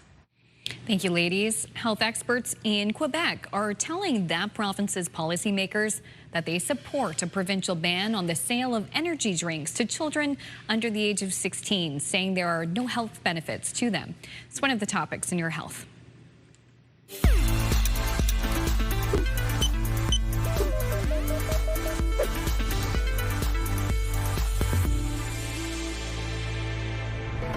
Pharmacists, cardiologists, public health, and lobby groups told elected officials the ban must be accompanied by other measures, such as awareness campaigns and marketing regulation.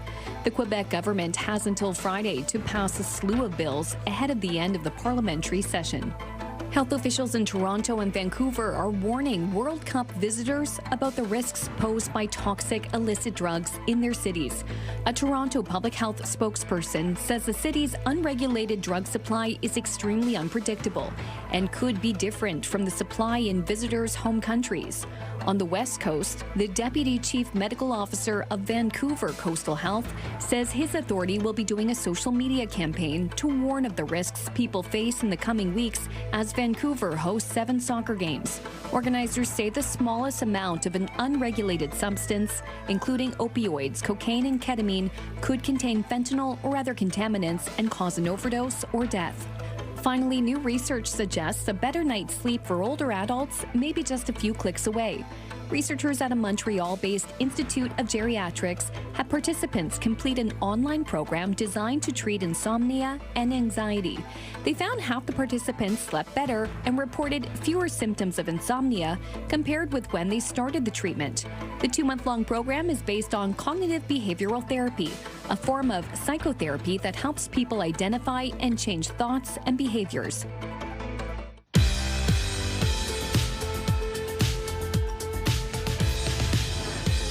And now we'd like to introduce you to Maritimers who are marking milestones today.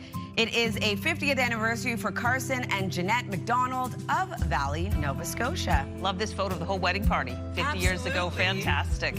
And it is a 60th anniversary for Joseph and Susan Doiron of St. John. Fantastic photo of a beautiful day 60 years ago. Happy anniversary.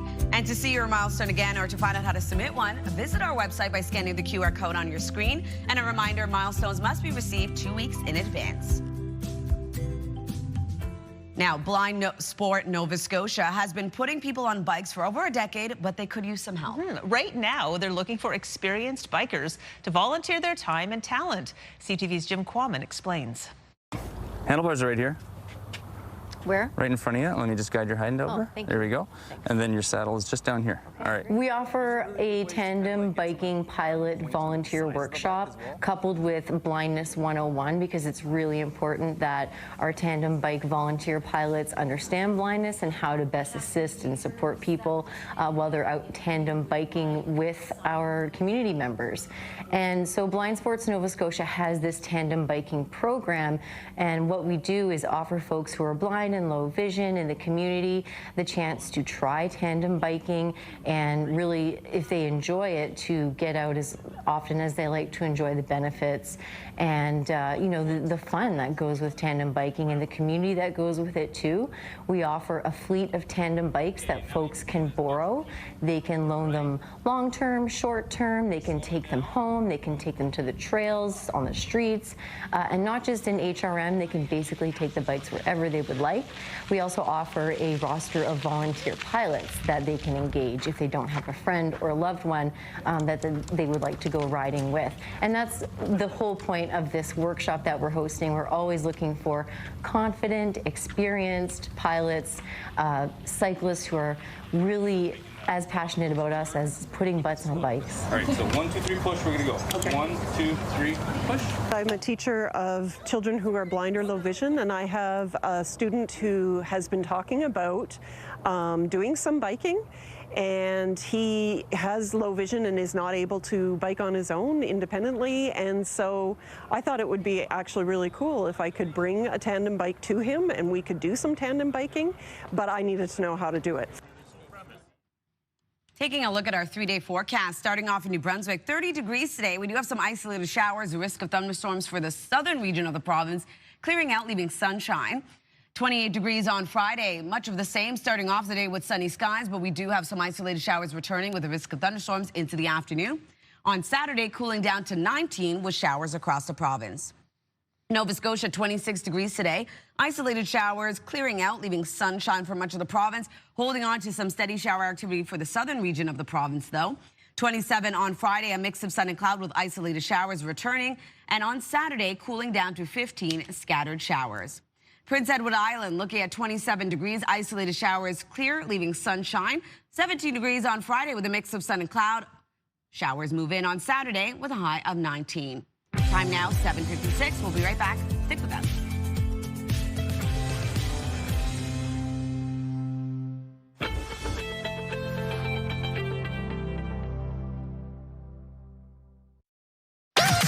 The #1 morning show in Halifax. Turk, Megan, and Amateur Alex. And home to the biggest artists.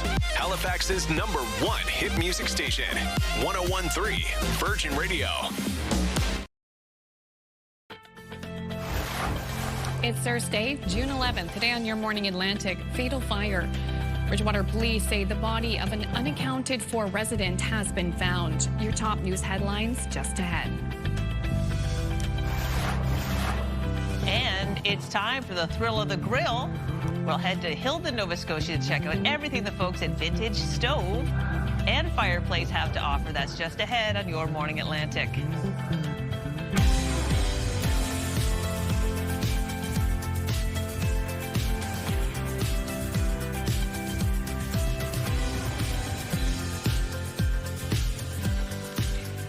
Hey, good morning, Atlantic Canada. Thank you so much for joining us. It is Thursday morning, June 11th, 8:01. Hope you enjoyed the beautiful sunshine yesterday and continue to enjoy it for today. Although we're also getting some nice wet weather, which we need. Well, rain is good. You need it to. Well, rain is a good thing. Plants, you know. I did find it cool down.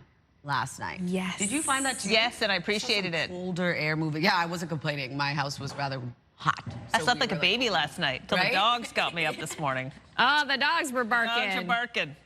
Gosh, They're cute though, so I'll let it go. Right? That's true. That's why we make them so cute. It's also just nice to throw on flip-flops or sandals to head outside for a moment, not to like strap on Oh, the God. Oh, I just go big full jacket. barefoot outside. Not on Nice. a long journey, but I mean like just outside my home. Yeah. Like I don't need the shoes. It's nice to have that option this time Right? of year. Yeah, exactly. It's Yeah. going to be another warm day ahead for much of the region. Like you mentioned, a bit of precipitation tracking across parts of the region. We are also seeing a There we go. cloudy and Do you foggy- see it? Where? The bunny hopping. It's hopping. It's on the right of the There we go. screen. Hopefully They at have home you can arrived. see that. Yep. That's adorable. But the fog really strong there too at White Point. Yes. Oh, Wow. yeah. We'll start to see that fog burn off a little bit later on this morning, and clouds will clear out. Sunshine will be returning for much of the Maritimes. But we do have a bit of precipitation tracking across parts of the region, so keep that in mind when you are heading out early this morning. Temperatures already beginning to rise. 16 degrees over in Moncton with 15 starting off your day in Charlottetown. 10 degrees in Halifax with 9 in Sydney, 7 into St. John's, Newfoundland. Keep in mind sun safety when you are going to head out and soak up that sunshine. The UV index is tracking very high across all 3 maritime provinces. Moderate to high for both Newfoundland and Labrador. And in terms of our satellite and radar, you can see that shower activity I just mentioned. Newfoundland and Labrador is seeing a bit of wet weather throughout your day today. For the parts of the maritime region, isolated showers start off the day will clear out, and then others are seeing a few showers for the southern region of Nova Scotia with the risk of thunderstorms throughout the day. Here's a look at our current wind forecast. It's remaining quite light for much of the maritime region, 26 kilometers per hour in Grand Etang, 17 in Charlottetown, 15 in Sydney. Only one wind gust at this time, getting up to 43 in Grand Etang. We'll take another look at your forecast just ahead. First, a look at your local news with Amanda. Thank you, Latavia. And we begin with a sad update to that large fire in Bridgewater, Nova Scotia. The body of a missing person has been recovered from the scene. At this time, police believe it is the missing resident. Work is underway to confirm their identity and to contact family. Bystanders told CTV News yesterday the missing person was a local woman. As for the fire itself, it is not fully out yet. In an update late last night, firefighters said they're still working on extinguishing hotspots. There was also concern around structural risks at the scene, so road closures are still in place this morning. Emergency officials were called to the fire on King Street just after noon Wednesday. It heavily damaged 2 residential buildings and has left a number of people homeless. Bridgewater police will provide an update later this morning. A 32-year-old woman is facing arson charges after an early morning fire in New Glasgow a week ago. Emergency crews were called to a fire in a duplex on Dalcrombie Drive just after 6:30 a.m. on June 3rd. No one was hurt, but there was significant damage. Police have now charged Shelby Matheson in the case. She remains behind bars until her next court appearance.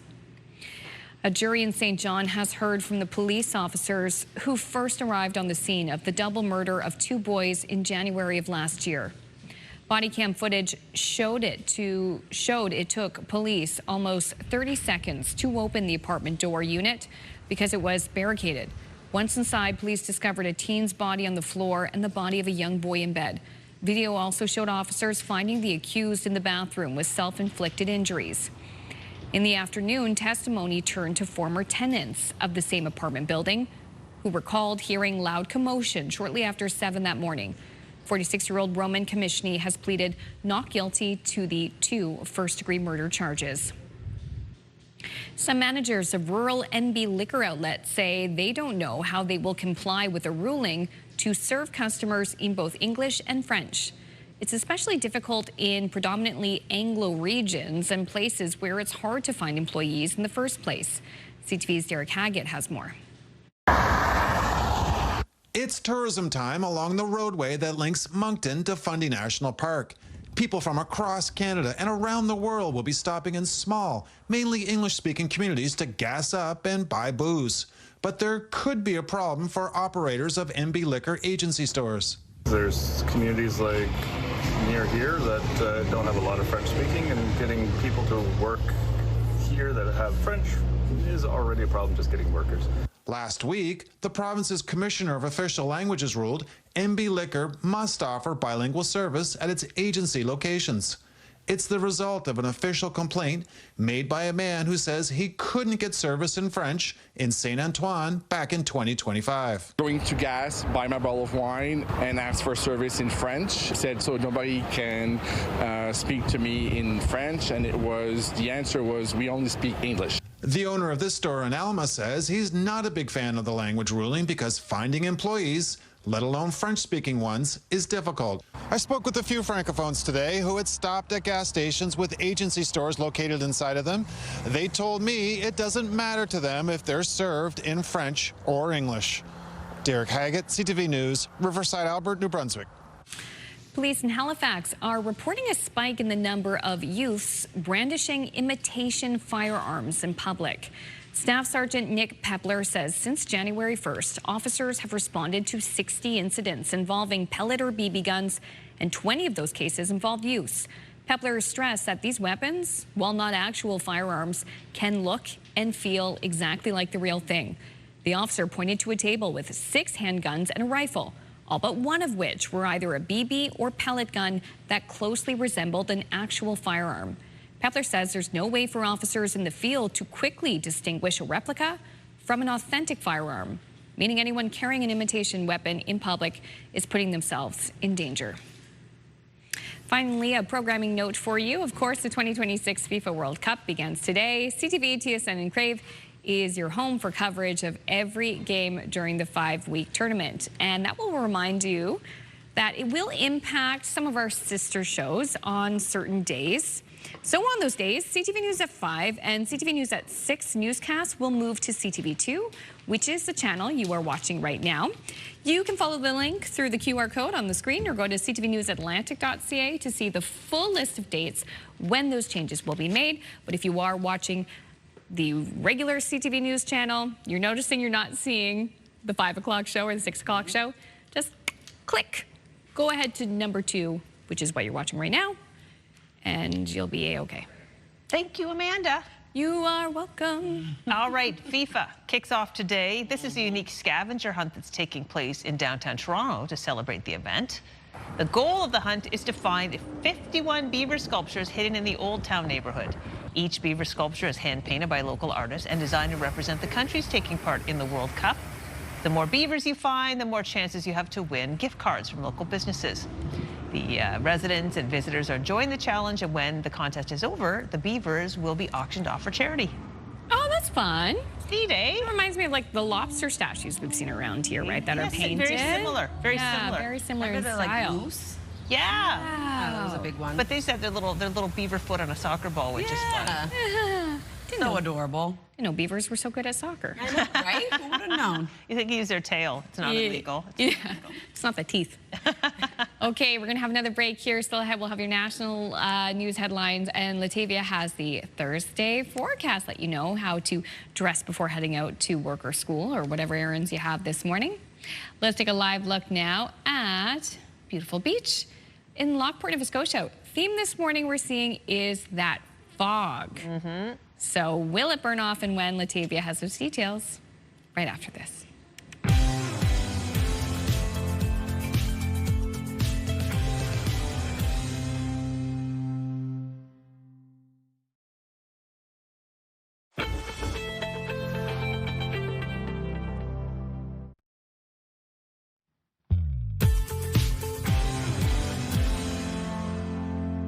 A cloudy start to the day over in Bedeque. Welcome back. The time now is 8:12. It's 11 degrees in Bedeque as of right now. We are expecting a low chance of isolated showers to start your day before clearing out. Clouds expected to clear, leaving sunshine into the afternoon. Weather is brought to you by Cummins Trusted Home Standby Generators. Temperatures slowly rising this morning already. Getting up to 18 degrees right now in Moncton and in Edmundston. 16 starting off in Charlottetown. 11 degrees now in Halifax. 9 in Sydney. And 11 into St. John's, Newfoundland. Here's a look at our forecast timeline. We do have fog patches starting off the day, cloud coverage, and some wet weather early this morning. Also seeing some sunshine starting off the day for parts of New Brunswick, Prince Edward Island, but for the most part, going to remain a bit cloudy and foggy. Fog will burn off later this morning. Clouds will clear out, leaving sunshine for all 3 maritime provinces. But as for that precipitation, a low chance of showers starting off the day for parts of all 3 maritime provinces. That will clear out as well. And then some steady shower activity expected for the southern region of Nova Scotia. Risk of thunderstorms remaining throughout the day today, as well as into Newfoundland and Labrador, seeing precipitation. Into the afternoon, as I mentioned, sunshine returning. Temperatures quite hot today, and then cooling down into the overnight hours, still remaining quite warm. We do have isolated showers returning for parts of New Brunswick and Nova Scotia. That will clear out. Fog will return, though, into the overnight hours, taking us into early Friday. We do have some more wet weather ahead. If you're wondering about rainfall totals, going to remain quite light for all 3 maritime provinces, except for into Yarmouth at around 5 to 10 millimeters, heaviest being 20 to 30 millimeters in Shelburne. Also seeing some accumulation across Newfoundland, heaviest being 10 to 20 millimeters for St. John's. Over to our forecast today for New Brunswick. Daytime highs will range from 18 to 32 degrees, being the warmest into Woodstock and Edmundston. For the southern region of the province, starting off the day with a chance of isolated showers, a risk of thunderstorms clearing out, leaving sunshine across the province today. Prince Edward Island looking at highs between 22 to 27, being the warmest into Charlottetown. Isolated showers early in the morning, clearing out, leaving a mix of sun and cloud. Cape Breton, eastern Nova Scotia. A chance of showers starts off the day, clearing, leaving a mix of sun and cloud with daytime highs between 14 to 29. For the rest of Nova Scotia, looking at a bit of shower activity as well early in the morning, clearing, leaving a mix of sun and cloud for mainland Nova Scotia, holding on to shower activity for the Tri-County area. For Labrador City, 21 degrees. Showers start off the day, will clear, leaving sunshine into the afternoon. 9 degrees for St. John's, Newfoundland, looking at a cloudy start to the day. Showers arrive into the afternoon. So that's a look at your weather forecast. Going to throw things over to Amanda. The Liberal government in Ottawa has introduced legislation that would ban children under the age of 16 from accessing social media platforms. The bill would also crack down on AI chatbots. CTV's Judy Trin has the details. The Safe Social Media Act, or Bill C-34, will force companies like Meta and X to block young users from having accounts. We're failing our children. Enough is enough. The act will establish a minimum age of 16 to have a social media account. Unlike Australia, this is not a total ban. Social media companies get an exemption if they put in sufficient safeguards, such as limiting children's exposure to high-risk interactions and pornographic content. The Liberals have promised since 2019 to pass online harms legislation. In that time, the issue has turned into a crisis. We have also seen since 2020 a 300% increase in online luring of children. We have kids as young as 10, 11 years old coming into us in crisis. And 5 months after Tumbler Ridge, where the shooter's use of ChatGPT was not flagged, Bill C-34 will also impose upon AI companies a duty to protect children. These measures have wide support. Having legislation, an online harms bill with an attached regulator can provide a mechanism to hold these social media companies more accountable. The Liberals under Mark Carney have backed off fights with U.S.-based big tech before. It repealed the Digital Services Tax and delayed implementing the Online Streaming Act. But the Culture Minister says this time it's different. The priority is to protect kids in Canada. I think if you want to, that's not something you trade for. Once the act is passed, it will take the government about 18 months to set up a digital safety commission to enforce the law. Companies that fail to abide by the rules could face fines of up to $10 million. Judy Trin, CTV News, Ottawa. Thank you, Judy. FIFA is finally here. The World Cup soccer tournament kicks off later today across North America, but festivities began in Toronto last night with a concert.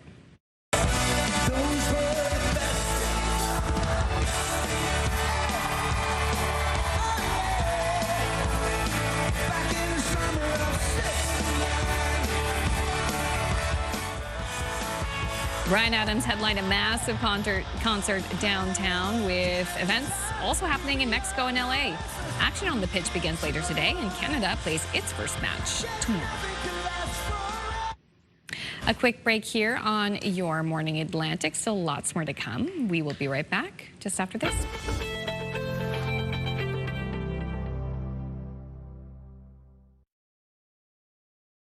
Move Mornings with Aaron and Peter. Weekday mornings on Move 100. The most fun in the morning. And home of the $1,000 minute. Only on Move 100 Halifax. It's a beautiful day here at Vintage Stove and Fireplace in Hilton, Nova Scotia. That's between Brookfield and Truro. I'm so happy to have Matt McMasters with me. Matt, thank you so much for having us here. What a beautiful store. Thank you for coming in. Oh my gosh, it is a grill lover's paradise in here. We can't wait to show you around. Matt, this has been in your family for many years. Tell us a bit about that. So we're third generation. My grandfather started it, and now me and my mother and my business partner Keith, we're at the helm now. Absolutely incredible. You have a beautiful store. So many products to talk about today too, Matt. I know we're in the Traeger zone, which we'll get to, but first, you have a variety of products for customers. Even tell me a bit about the furniture here we're using today. Yeah, so we're Hearth Patio and Barbecue. So we have, outdoor furniture, we're barbecues, and we're into the hearth. So hearth is, your fireplaces, we do chimney sweeping, all that sort of thing. You have a beautiful array of different fireplaces people can put in their homes, some more modern styles, and then some of the more vintage styles as well, eh? We do, yeah. So we got, Pacific Energy, which is Canadian made. We got Quadra-Fire. We got the old style kitchen cook stoves, Margin, which are made by the Mennonites. So we have quite a few different options, propane, pellet, and wood. Really something for everybody. Yes. Which is fantastic. When they come in here, you can really customize their experience on what they're looking for, eh, Matt? Which is great. You have some really fancy pizza ovens, too. I want you to tell me a bit about the Gosney. So the Gosney, it was they're European, and it was a fellow, he was an addict, and he fell in love with making pizza ovens, and his thing was to perfect the pizza oven. And they're new to North America, but they're really making waves. We're all pizza addicts, right? And we Yes. love cooking pizza. So nice to have that and great variety of styles of the Gosney that you have for your customers as well. Let's talk about Traeger, Matt, because here this is the Traeger Hub. I know you're also good friends with Matt Pittman behind you here. Yes, I've been down to Matt's place in Texas. Yeah, it's nice to have him, looking over your shoulder, eh? Tell me a bit about being the Platinum Traeger dealer for Nova Scotia. How amazing is that? As a Traeger user myself, you carry a wide range of items here. Yeah, so Platinum dealer, it was pandemic that really made Traeger take off for us. And in a few years, we sold many, and I had the opportunity to go around North America, Texas, Salt Lake City, been to some crazy parties, and I'm also a Traeger certified technician, so I can actually step in and do warranty work and fix Traegers too, which they do give me that option, which is nice. I'll call you if I ever have issues. Absolutely. Matt, you have some really great products here. You also have some epic rubs, spice rubs, and sauces. You're carrying Matt Pittman's brand, Meat Church, my absolute favorite. What stands out for you? Because there's so many. When a customer comes in here and goes, oh, geez, Matt, I'm doing chicken, I'm doing ribs, what should I get? How do you kind of tailor-make the experience for them? Questions. I just ask lots of questions to the customer, if they like hot, if they like not, what their kind of background, if they like Texas, if they like Kansas City. And I kind of bear it down if they want to support local, because, we got Meat Church, we got Whiskey Bent, we got Royal Nova, which is local to New Brunswick, and we even have Jimmy's stuff from Newfoundland. Oh, that's wonderful. You have a great range of everything. Something for everyone's needs. If you're looking for a sauce, I love the Blues Hog Champion blend. That is absolutely delicious, too. Blues Hog Champion's my favorite. Another crowd favorite besides Blues Hog is Meat Mitch's sauce. Ooh, I'm going to have to try that one. Matt, I got to ask you before we go, when you've got the Traeger going, what is your absolute favorite item to smoke? Favorite item to smoke would be brisket, because not everyone has had really good brisket. And brisket, just when you do it low and slow and take your time, it comes out pretty amazing, and people love it. Low and slow. That's the trick. Absolutely. I've learned that from you, Matt. Thank you so much. Such a pleasure to come to your store today and to chat all things barbecue, fireplaces, furniture, pizza ovens. Fantastic. Thank you so much, Matt. Taking a look at our 3-day forecast, a daytime high of 30 degrees today. Isolated showers with a risk of thunderstorms will clear, leaving mainly sunny skies across the province. Sunshine returns yet again on Friday, cooling down just a bit, 28 degrees. Isolated showers and a risk of thunderstorms into the afternoon, and 19 on Saturday with showers. For Nova Scotia, at 26 degrees today, we do have isolated showers that will clear, leaving a mix of sun and cloud this afternoon. 27 degrees on Friday, starting off the day with sunshine, seeing a chance of showers move back into the afternoon. Cooling down to 15 into the weekend on Saturday, scattered showers. Prince Edward Island, 27 degrees today. Isolated showers will clear, leaving a mix of sun and cloud. Cooling down to 17 on Friday with a mix of sun and cloud. Showers on Saturday with a high of 19.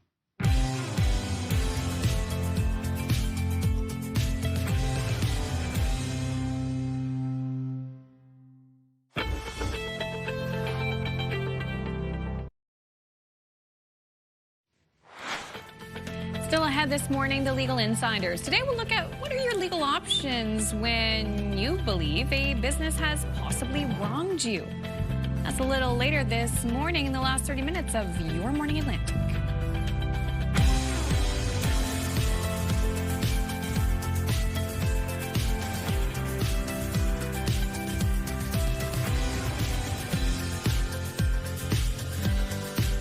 Good morning, Atlantic Canada. Thank you so much for joining us. The time now is 8:29.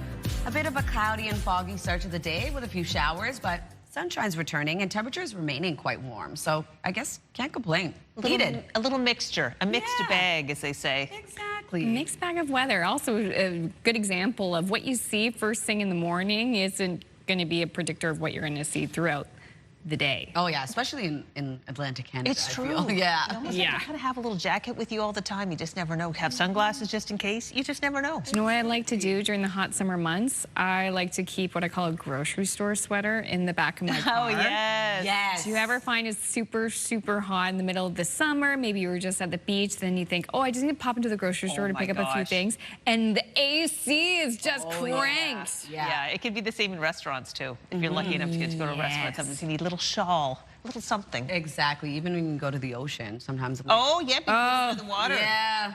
It's always cooler over breeze there. off the water, too. Gosh, oh, now you got me wanting to grab a mixed bag of candies and head for a nice walk along the water. That sounds right. great. Oh, ooh, I hope there's some sour keys in there. Lots of people walking in Truro this morning. It's busy. It's a hot spot. Yeah, and the sun is already shining. A bit cloudy starting off your day, but clouds will continue to clear out. So quite a lovely morning over in Truro. Currently 12 degrees in your area. So temperatures already beginning to rise for much of the region. It's going to be quite a hot day ahead for many communities in the Maritime, so something to keep in mind as well when you are heading out. Just make sure to have a light layer and or rain gear handy because we are seeing some precipitation as well. 18 degrees in Moncton. As of right now, it is 16 in Charlottetown, 11 in Halifax and St. John's, Newfoundland. As we do see sunshine remain in the forecast, we are advising a sun safety, the UV index remaining very high across the Maritime region, and tracking moderate to high across Newfoundland and Labrador. Here's a look at that shower activity we are seeing. Newfoundland and Labrador seeing some wet weather today. And then into the Maritime region, a low chance of showers starting off your day. We do also have a risk of thunderstorms and a bit of steady shower activity for the southern region of Nova Scotia. In terms of our wind forecast, going to remain quite light today, 19 kilometers per hour in Grand Etang, 17 in Charlottetown with 11 in Sydney and St. John, New Brunswick. Wind gusts of up to 31 kilometers per hour right now in Grand Etang. We'll take one last look at your forecast just ahead, but first one last look at your local news with Amanda. Thank you, Latavia. And we begin with a sad update to that fire in Bridgewater, Nova Scotia. The body of a missing person has been recovered from the scene.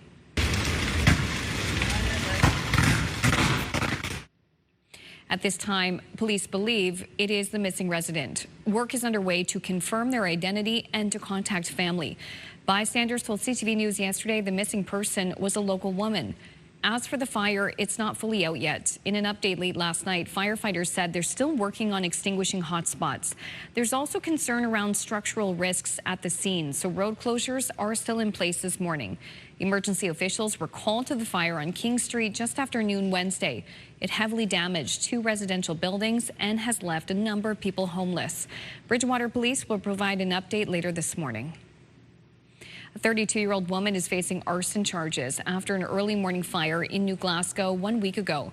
Emergency crews were called to a fire in a duplex on Dalcrombie Drive just after 6:30 a.m. on June 3rd. No one was hurt, but there was significant damage.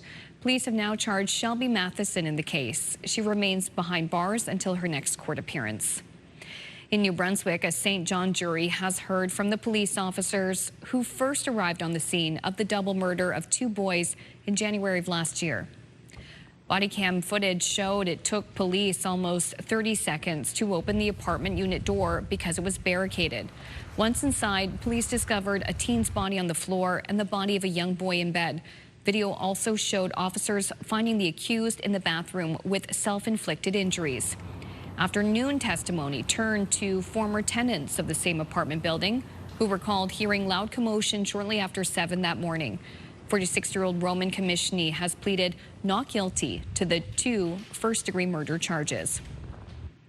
Police in Halifax are reporting a spike in the number of youths brandishing imitation firearms in public. Staff Sergeant Nick Pepler says since January 1st, officers have responded to 60 incidents involving pellet or BB guns, and 20 of those cases involved youths. Pepler stressed that these weapons, while not actual firearms, can look and feel exactly like the real thing. The officer pointed to a table with 6 handguns and a rifle, all but one of which were either a BB or pellet gun that closely resembled an actual firearm.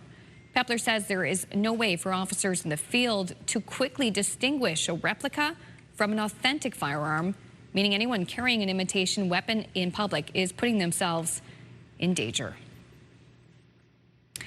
Robin Hindle loves all forms of art, and maybe that's why she hasn't focused on just one.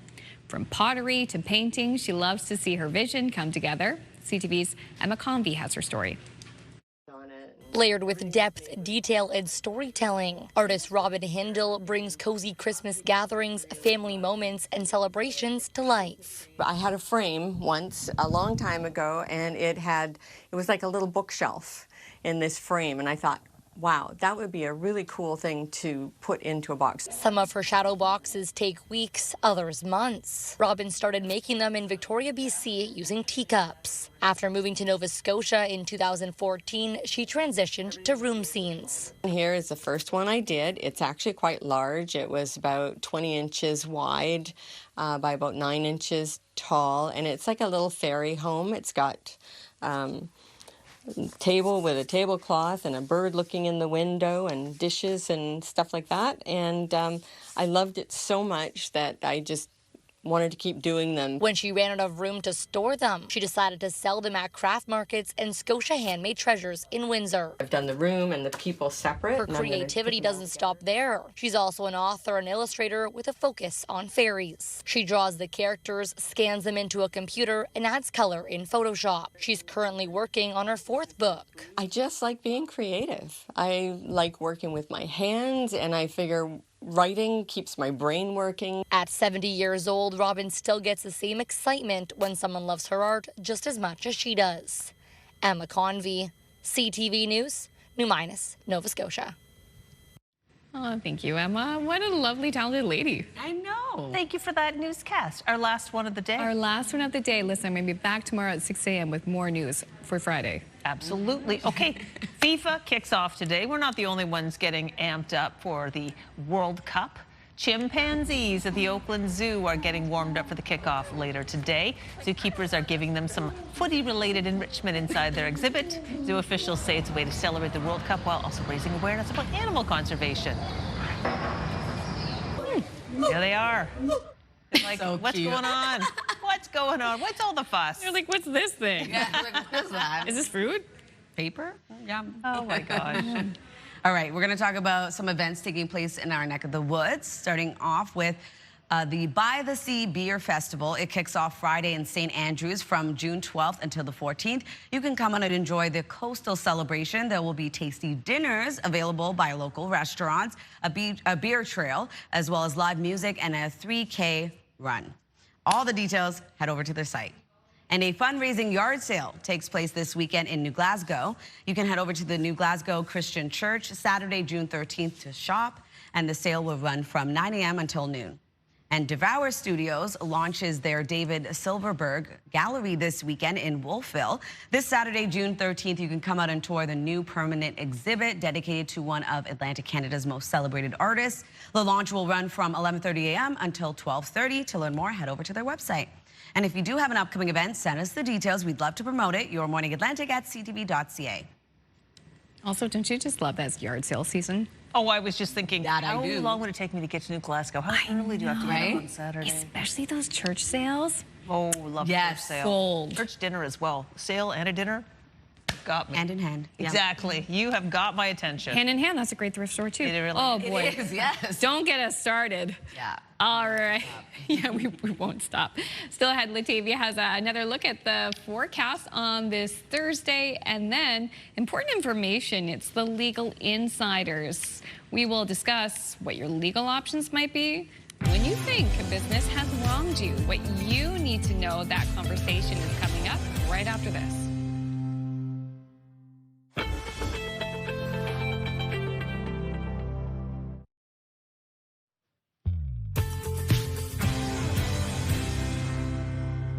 Good morning and welcome back. The time now is 8:42, taking a live look at Fredericton. It's going to be quite a sunny day ahead. As of right now, it is 16 degrees in your area. Temperature is expected to rise, so keep this in mind when you are heading out. Sun safety is very important. Weather brought to you by Cummins Trusted Home Standby Generators. Already 18 degrees in Moncton, over in Edmonton and Bathurst. 16 starting off your day in Charlottetown. 12 degrees over in Halifax with 9 in Sydney. 11 into St. John's, Newfoundland and Labrador City. Here's a look at our forecast timeline. A mixed bag of everything today. We do have a cloudy start to the day for much of the Maritime region. Some fog patches early this morning that will burn off a little bit later on. And precipitation in the forecast, as well as sunshine. So showers for Labrador and Newfoundland today. And then into the Maritime region, a low chance of showers early in the morning for parts of all three Maritime provinces. Already beginning to clear off. We didn't really see much precipitation this morning. But into the Tri-County area, we do have steady showers expected throughout your day today and a risk of thunderstorms. Into the afternoon, clouds clear out, leaving sunshine for all three Maritime provinces. Temperatures will warm up as well. It's going to be quite a hot day ahead for many communities across the region. And then into tonight, warm lows with fog developing yet again into the overnight hours. A few showers pop up. It's still remaining around 30% chance of it happening for the Maritime region, and that will clear out for our Friday forecast, but showers will return in the forecast as well. If you're wondering about precipitation totals, remaining quite light for much of the Maritime region. We are seeing accumulation for Yarmouth at around 5 to 10 millimeters, 20 to 30 for Shelburne. And then for Newfoundland, also seeing accumulation. We are looking at around 10 to 20 millimeters for St. John's. Here's a look at our forecast today for New Brunswick. Daytime highs will be heating up, 18 degrees in Grand Manan, all the way up to 32 for Woodstock and Edmundston. A bit of shower activity for the southern region early on, with a risk of thunderstorms clearing out, leaving mainly sunny skies. And then for Prince Edward Island, isolated showers begin the day, will clear, leaving a mix of sun and cloud. Daytime highs will range from 22 in Surrey all the way up to 27 in Charlottetown. For Cape Breton, eastern Nova Scotia, chance of showers early in the morning, clearing, leaving a mix of sun and cloud. Daytime highs between 14 in Canso, up to 29 in Truro and Antigonish. For the rest of Nova Scotia, looking at a chance of showers, periods of drizzle early in the morning for mainland Nova Scotia will clear, leaving a mix of sun and cloud. For the Tri-County area, a few showers expected and a risk of thunderstorms. Daytime highs between 19 to 27. For Labrador City, looking at showers clearing, leaving mainly sunny skies and a high of 21. 9 degrees in St. John's, Newfoundland, seeing showers arrive into the afternoon. Throw things over to Crystal. Thanks, Latavia. And speaking of weather, hurricane season has now officially arrived, and we're hoping it's a light season for storms. But last year's Hurricane Melissa is still impacting the people of Jamaica. One musician is on a mission to help hurricane survivors, one instrument at a time. ABC's Danny New has the story. I brought you some instruments. Yeah. As hurricane season officially begins this week, we are reconnecting with the musician I introduced you to last year named Nicholas Williams. You're the first person to get an instrument. Really? Yeah. In the aftermath of Hurricane Helene, the Tennessee native started a nonprofit called Restring Appalachia with the goal of replacing the instruments so many musicians lost in the devastating floods. And it is just such a huge honor to be any kind of part of that rebuilding process for us. Since then, Restring Appalachia has donated hundreds of guitars, violins, and more to musicians in need all over the country. However, a few weeks ago, this is awesome. The group also expanded internationally. Here we are. It's 6:15, heading to Jamaica right now. While teaming up with the Bob Marley Foundation, Nicholas traveled to Jamaica to bring instruments to the victims of Hurricane Melissa, the Category 5 storm that made landfall there last October. We looked at a bunch of stats and talked to a bunch of people on the ground, and about a third of the country was affected. But of that third, 30% were like working, gigging musicians. Enjoy it, man. Thanks. Happy to help. The team was able to donate almost 100 instruments and pieces of musical equipment. That's the sea right there, and we live right here. While meeting artists like Carlton here, who says his house and instruments were engulfed by a wall of water. My son tell me about this place, and I said, no, it's not real. He said he told you about Restring Appalachia? Yeah. Get out. And since Nicholas left, Just like common people like you and me, we'll be builders for eternity. he says he has continued to receive messages from folks in Jamaica with clips of the music they are now recording with their new instruments. It's really, it's very moving still. And with the efforts in Jamaica, Nicholas said Restring Appalachia actually surpassed 1,000 instruments donated total, with more than $350,000 raised to help musicians with even more resources. In New York, for ABC News, I'm Danny New.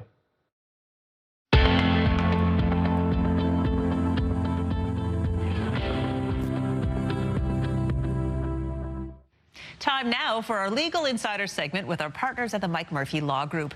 The firm handles injury and insurance law as well as criminal matters. Today, we're joined by Michael Byrne from the Mike Murphy Law Group. Thanks for coming in, Michael. Thanks for having me. So our viewers submit questions, and here's one that they're asking today. What should you do if you feel wronged by a business? And we'll get into a couple types of business. So first, what if it's something like an airline?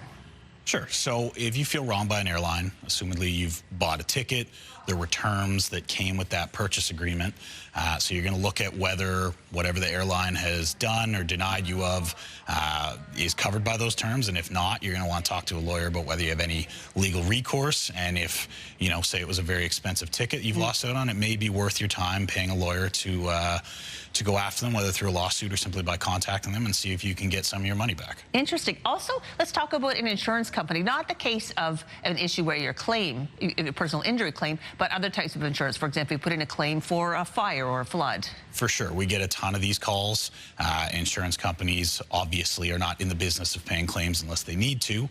So oftentimes we'll get calls from people that say had a fire at their home and maybe their insurance doesn't want to cover the fire at all or doesn't want to cover certain items that were lost in the fire. So you're going to want to contact a lawyer that deals with insurance claims for sure. Many personal injury firms could handle this because we do deal in insurance almost exclusively. They're going to look at what was covered under your policy, look at the terms of that policy, and if that lawyer feels that whatever loss is being denied wrongfully, it's a breach of contract and you're ultimately probably going to have to sue that insurance company and make a claim against them for breach of contract in order to get reimbursed for whatever it is they're denying you coverage on. So, okay, interesting. How do you know if you have a case worth pursuing or not? When it comes to something like a fire loss, the policy is kind of key. So you're going to look at that. You're going to determine what term they've denied you under, what exclusion or clause they're relying on. And then you're going to look at the policy itself and also some case law to see if that particular term has been litigated before and see how the courts have looked at it. Because a lot of these terms are pretty ambiguous in these policies. And oftentimes the courts will construe an ambiguous term in favor of the insured person. So mainly we look at that, and if we see that either a court has decided on it before or we feel that we could convince a court that whatever loss you've been denied should be covered, that's a case that we're willing to take on and a case that you probably should pursue. So is this a case of a person at home thinking, is it better to contact the lawyer and see if there's a case there than live in doubt? Absolutely. You have 2 years from the date of denial to file any lawsuit against these companies. Most firms, especially personal injury firms or firms that deal in insurance claims, will probably do a consultation for you for free and take a look at it. So it's certainly worth your time because it's very unusual that you would ever get it resolved yourself. You almost always need to involve a lawyer with these insurance claims. All right. Well, Michael, thank you so much for clearing these things up for us. You're very welcome. All right, that was Michael Byrne with the Mike Murphy Law Group. Now, we put a link to their website on ours so that you can check that out. I just want to remind you that information provided in this segment is of a general nature and does not constitute professional legal advice. Please contact a lawyer before making any legal decisions. This edition of Legal Insiders, brought to you by the Mike Murphy Law Group.